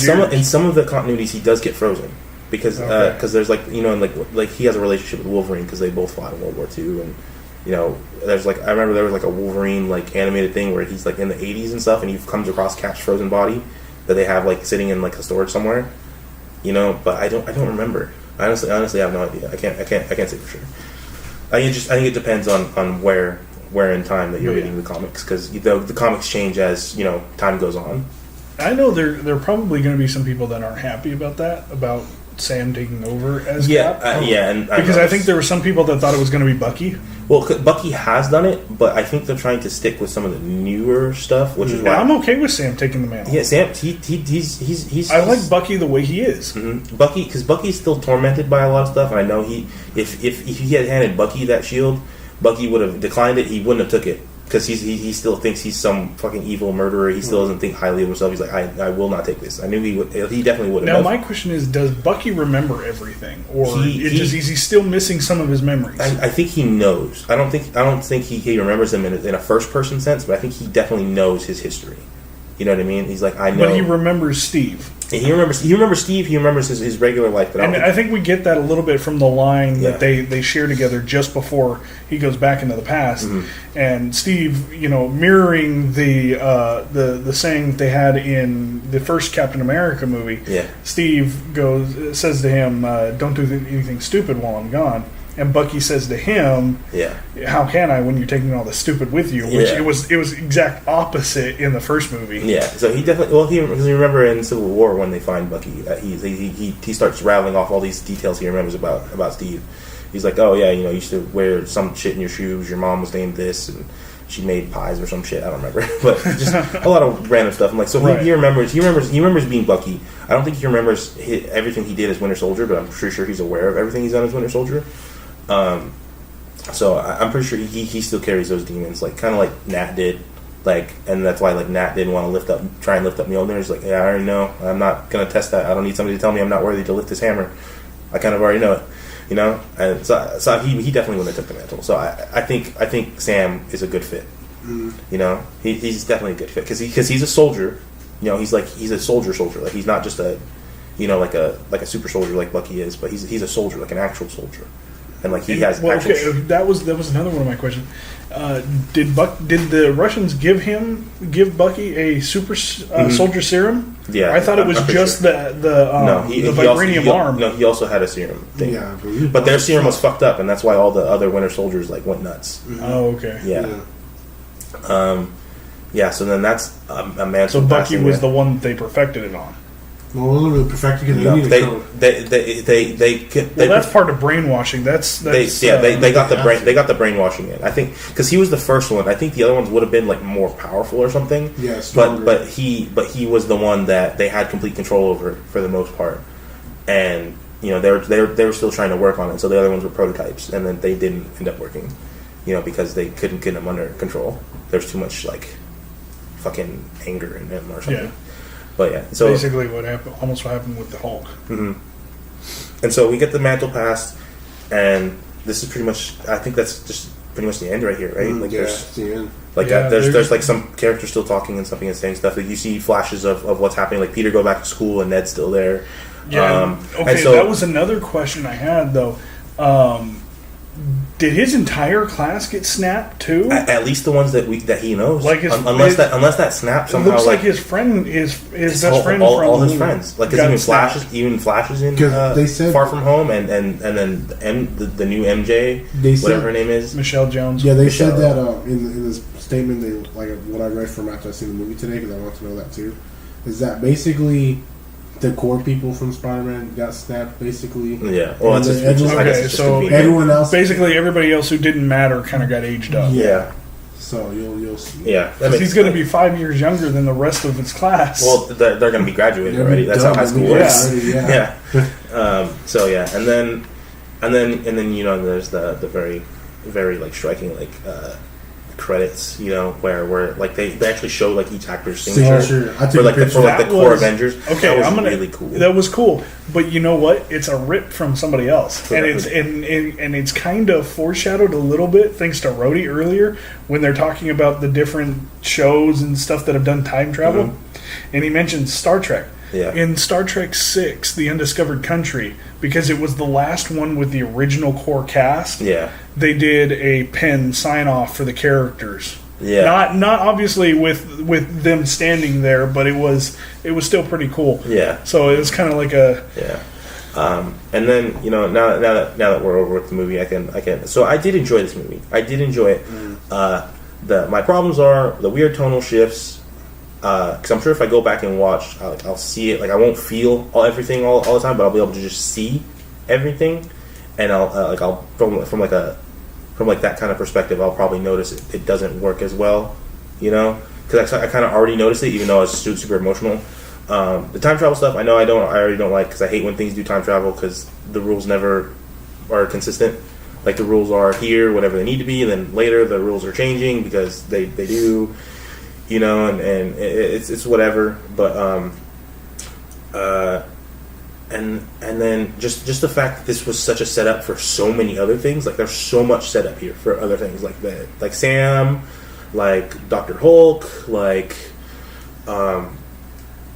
just everything, like all the stuff that they introduced, and then it didn't like lead anywhere really. Like we know these are threads that we're gonna follow into somewhere else. You know, and there was just a lot of that. There was just so much. I noticed like almost all of it, and I didn't like that because I wanted this to be a resolution of everything. You know what I mean? I wanted everything to be resolved. I wanted to just feel like that relief of seeing everything tied up. You know, I didn't want it to see like more threads leading everywhere else. Like I wanted everything just ended it right. Yeah, because then we already the one thread I would have been okay with. Like, yeah, we know Spider-Man's about to have his movie, so we can like leave that off. Like, oh yeah, he's feeling whatever he's feeling. Like, and I'm fine with that. But then there was just so much other shit like Sam and Hulk and Thor, and because Thor's with the Guardians of the Galaxy, and he calls them the Asgardians of the Galaxy. I'm like that's neat, that's cute, but you know, I always thought, but yeah, I always thought like I just wonder if that's going to be the next movie. it's probably going to be that. Yeah, I always thought that the chemistry between from Infinity War with the Guardians and Thor. I always figured that they would break off and do their own movie. Like I felt well, like because he's kind of a cosmic character, you know. Yeah. He's a space guy. Yeah. So I kind of when they were talking about it, oh dude, like I kind of guess that, and of course in the Guardians of the Galaxy Volume 2, they teased Adam Warlock. Adam Warlock. Yeah. So you're going to need somebody who's on the same scale as him to fight. I wonder if he's going to stay fat. No, I don't think so. Well, he'll slim down again. I'd really enjoy it if we just had fat Thor. That's just what I think. But yeah, I mean, overall, I mean, maybe for one more movie, and then the I'd post-credit scenes. I'd like for him to have just like maybe he loses the chub, but he still has like a tummy flap. You know, he's like, yeah, I can't. I've been working it off, but not quite there yet. Yeah. But I mean, overall, like this is an okay movie. Like I did really enjoy it. Of course, every movie has its flaws, and just of course that there was just so much stuff they needed to include here that was probably what caused all the problems it had. That they had to make some weird convoluted way for everything to work together. There, of course, because they wanted to include so much stuff, and even it's a 3-hour movie, but it still feels like there's so much more that they wanted to show us. Yeah. So I'm like, oh fuck! Like if they did like a 4-hour movie with like a 15-minute like break in between, I'm pretty sure everybody would have it would have felt a little better. Like the scenes wouldn't have jumped so fast and then made me give made me like fucking freak out back and forth. But I did like this movie. I really did. Like I didn't have incredibly high hopes, but it did surpass what I expected. It went okay. Definitely recommend seeing it at least once. See it once, and then you probably don't have to watch Marvel movies ever again because there's just gonna be so much to keep up with now. There's gonna be a hell of shows and stuff. Yeah. Ted, how about you? Yeah, I'll agree with Manuel. Like it's going to it's like a honeymoon phase. Like I liked it because I was emotional. Like a lot of things I answered. I'll go back and see if I really like it. You know what I mean? There is some things in there when all the emotions gone. I'm pretty sure. When all the emotions gone, like I'm not battle hardy and I don't cry to it. So, I'm still not crying. Yeah, so I say like Daniel said, it was a great movie. It was a great movie. I liked it. There were some things. Yeah. Because I'm sure with this kind of narrative where it's very character based, where you're dealing with characters you already know, that the story isn't gonna be as good because you're focused more on the characters. So that's what comics are. Comics are the characters. Comics aren't always the stories. Comics are characters. You care about Spider-Man. You care about Iron Man. You care about Captain America. This is the reason you come and see this movie. You know what I mean? Without these names and faces to these things, you don't care as much. So in that regard, this was a good movie. Yeah, we got to see the characters. I wish I would have seen some more of some other characters, but I'm glad with the characters they did give attention to. Like Banner got some good stuff. Like Nebula got a lot done here. Iron Man, of course, had most of the focus. Steve had some focus, but then Clint got his whole arc and everything. So yeah, in that regard, this was a great movie. What about you, Josh? There were a couple of things that I had issues with, and I mentioned them, but overall, I thought it was everything we had, or at least I had come to expect from what this scale of a Marvel movie should be. And I thought the overarching feeling that I have from Endgame, though, is it was a perfect ending. The way they wrapped everything up. I mean, obviously, there's still some open threads. There's still some, like I said, there's some issues, but I thought, because the way it started with Iron Man, and it ended with Iron Man. Yeah. I mean, he was the one that, basically this whole threat that we saw was all started back when Tony first decided to build the Iron Man suit. We knew shit was just going to go out of proportion from there, especially when at the end of the movie, obviously we knew from the comics that he was known to the world as Iron Man. Yeah. But when in the movie, when at the very end, when he announces, "I am Iron Man," we knew that just crazy shit was going to happen. I don't think we knew at the time if we were ever going to get another movie. I think we all hoped for it because of how good the first Iron Man was. Because at this time, like what superhero movies do we have? We had like Superman movies and Batman movies, and like none of them. Movies, you're right. Yeah, and I mean they weren't like all that. Like, they all had their charm to them, but like the stories were lackluster. The characters were barely there. It was all really cheesy and stuff. Mm-hmm. And we got like a full like actual like motion picture where a lot of stuff was happening, and it still felt true to like people who like the comics. And a lot of the CGI was seamless. It was so well done. Yeah, where it looked natural. And then they casted the character so well, and then and it came out way better than you really expect it to. Because look at everybody else who's trying to do the same thing. Like, so I'm gonna tell you guys some things, and you guys are probably gonna fucking like not even know. So many people are trying to do connected cinematic universes. Of course, DC is, and they're fucking failing at it. They suck at it. There was an attempt at a horror cinematic universe that started with Dracula Untold.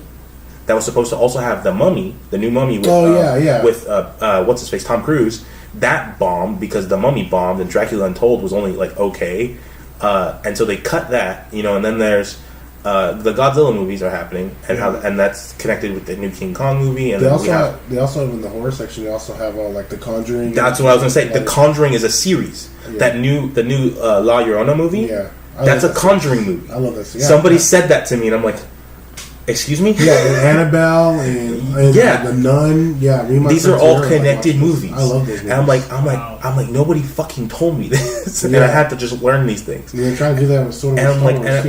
And then of course Star Wars is trying to have like a bigger interconnected universe with more movies and stuff. I think Star Wars is only barely accomplishing it because it's such a beloved IP that of course they can do it. They just slap the Star Wars name onto it. It's like fucking course we're gonna watch it. But then all these other people are trying it, and they're not doing it as well because they're not making these interconnected narratives as well, and they're not handling characters the right way that they need to be. Right. But for the MCU, we had one of the producers on every movie. We had Kevin Feige, who actually worked with Marvel Comics, and so he had there was this consistency to everything. Like not everything was perfect, and seamless between movies and characters and how they fit from one movie into another. But there was still that consistency involved in everything. And I don't think we're ever going to see that in another series or property. You know what I mean? Yeah. And it really does take someone with a passion to keep everything in a continuity together and make sure it all blends and works together. Because I'm gonna tell you, the comics don't even do it that well. Yeah. And I mean, here's the thing. I mean, other than the people, basically the people who are working at Marvel, whether it be Kevin Feige or James Gunn or whoever they've got working with them as executive producers and stuff, and trying to keep everything together. Yeah. You just don't have that. And I think probably the closest person you get to that is maybe J.J. Abrams. Yeah. But even he doesn't even want to do that. Yeah, that's the thing. He will sit there and he will start something, and then he'll hand it off to somebody else to continue. Yeah. It's like he wants to build an interconnected world. He wants to build this interconnected world because look at the Cloverfield stuff. You know what? J.J. Abrams, the fucking madman with that shit. I forgot about that. That was they're just the raw creative power behind all that. Because each of those movies is a different genre of movie. Yeah, because the first one's this found footage horror. There was this a very recent movie. It was a horror World War II movie. Yeah, that just came out. That was supposed to be part of the Cloverfield franchise. Oh fuck. But then, because it didn't even come close to fitting, they were like, nah, let's just make it its own thing. Yeah. And it probably benefited from that. Yeah, honestly. Because I don't really know what the fuck he's doing there. I don't know why he decided he needed to. Because Cloverfield was an okay movie. If you just left it at Cloverfield, it's okay, it's a found footage, but also a kaiju movie. It's interesting enough. I would not be surprised if he 10 years down the road tried to make some connection of it to Lost. All the way back to Lost. Yeah, let's go back there. It was it was the Cloverfield monster that destroyed your plane that caused you to go to purgatory in the first place. Yeah, and then what was it? Because because we're gonna go on tangents, but yeah, whatever. But yeah, that's just wild. Trying to interconnect stuff is just so fucking hard, and you have to, like he said, you have to have the passion for it, and you have to have the passion, and he also had the knowledge to do it well. Yeah, and, exactly. And so that's why it culminated so well, and then because it's not just enough to have an idea of where you want to go with it. Yeah, you have to. You still have to keep it grounded with where it's been. Yeah, and then he worked so well with so many other, like all the other directors, you know, because like I'm sure that when Jon Favreau took Iron Man initially, you know, he wasn't planned to be part of an interconnected thing. He had no idea. And then when he was like, I'm pretty sure when he was told, it's like, oh yeah, so we're gonna, you know, there's gonna be a sequel, you know, and this is gonna tie into like other movies with different characters in them, you know, and he still made it work. Like Iron Man movies are still really, really good. Like I like all of the Iron Man movies. There's not a one that I do not like. Iron Man 1 might be the weakest. You know, I think they get stronger as they go, but I actually think 2's the weakest. Still good. I like 2. 2. I mean, don't get me wrong. I think I just like War Machine.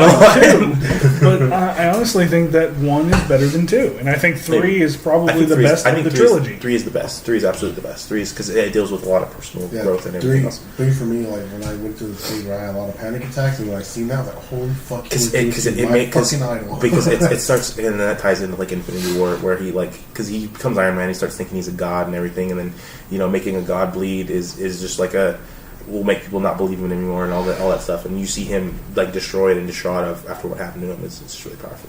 Yeah. But we're talking about a lot of things. I think we should tie it up. I think something good to close this episode, since it's Endgame. Yeah. We should all say our favorite Marvel movie. Ooh. Okay. So now that we got to Endgame. All right. So you should go first. I'm going first. Okay. Oh, favorite. My absolute favorite, I'm going to have to say Civil War. Civil War? Civil War. That's fair. That's a good one. For me, favorite. It doesn't have to be the best. Your favorite. Yeah, I'm just going to say, like I just said, I'm going to say Iron Man 3, because I was going through a lot during that time. Yeah. And I was having panic attacks, and it related to me a lot, because, like, it kind of helped me, too, because I'm like, he went through it, this is how he went through it, and that's how I tried to go through it a little bit with panic attacks. So I'll say Iron Man 3 for me was probably one of my favorites for personal reasons. That's fair. So mine. I'm a little bit tied between Guardians 1 and 2. Those are good ones. There. I mean, you could just group them together because they literally happen back to back to one another. Yeah. So just Guardians in general, because I like that cast of characters. I like their their plucky attitude. You know, don't call us plucky. We don't know what it means. You know, I like that. I liked how they didn't get along, but they still loved each other. Because that's the dynamic I have with my friends, that we all fucking hate each other. Oh, that's another thing we didn't even talk about, is the fact that we now have old Gamora in the new timeline. We don't know that yet. We don't know she's that. Not there. Yeah, because when they go to the Asgardians thing, they're searching for her. They're searching for Gamora. We don't know if she's actually there yet. And we don't know if the but they can't bring her back. Yeah, because we know that Snap can bring that back. But yeah, I like all the dynamics, and that's why I was really happy with Nebula in Endgame. I'm happy she got so much because I liked her a bit in Guardians 2. You know, seeing Peter Quill this time. Peter Quill go through all of his parental troubles. You know, like losing his mom, then having to kill his dad, and then his because he found out his dad killed his mom, and then his pseudo dad also dies. You know, and just all of that. Like, it was really heavy for me. Like, that stuff really connects with me. Okay, and I'm sorry to butt in, but can I just say I cried when Yondu died? I did too. The whole funeral scene, and it was beautiful, because that's like one of the things I said I remember in the Star Wars episode. It was so unlike the rest of the movie. Mm-hmm. It was perfect. Because I like the color palette they do in the cosmic Marvel stuff. Because that's why Thor Ragnarok was really cool too. Like, I didn't like it as much because I don't care as much about Thor. It felt more like but a Guardians movie. It felt more like the cosmic stuff that they set up with Guardians, and it had that cool color palette. They were bright colors and neon colors, and it felt like the 80s kind of. Yeah, and like all that stuff. And I was like, that's like, it looks good to me. I like this. I like the way it looks. And then that was just so vibrant as well, and it just really showed off like the aesthetic of everything they had. The only part I didn't like about it was the song that they chose for that bit. I didn't like that song, but it still hit me. Like, because that song was still full of emotions. Like, I don't really like that song. Like, if I had to put that song on outside of that movie, I wouldn't. Most of the other songs from those movies, I would. Like, I love all the music. But that one I didn't like it that much. But that whole scene, incredible. I lose it because you have Rocket coming to terms with, loving himself and accepting himself, and Peter seeing Rocket like that, and then him realizing he has a family still, and all this other stuff, and just everything. It was just so powerful, so good. Yeah, definitely. All right, so I think that's going to just about wrap it up for this one. I know this went way longer than probably any of our other videos. As long as that movie is. Yeah, pretty much. Yeah. Well, there was a lot to get through. And obviously, we finally managed. We probably missed some stuff too. Yeah, so let us know. Yell at us. We don't want to give you everything. I mean, we gave you most of the movie, but we don't want to give you everything. Yeah. Some of the things we want you to feel for yourself. But yeah, so we, Marvel sitting here entering a new chapter, the MCU. Nerds Make Sense entering a new chapter. It's almost synonymous. Yeah, we're we are welcoming Manuel on board the team. We are lucky to have him. And we Avenger. see you're the Hulk. Tight. That's tight. Before Professor Hulk. Oh. That makes sense, though. No, but yeah, we are happy to have you. We see nothing but great things going forward. So with that, don't forget to like, comment, subscribe. You can email us at nerdsmakesense@yahoo.com. You can find us on Facebook, Twitter, and Instagram. And until the next one, we'll see you later. Bye. Bye.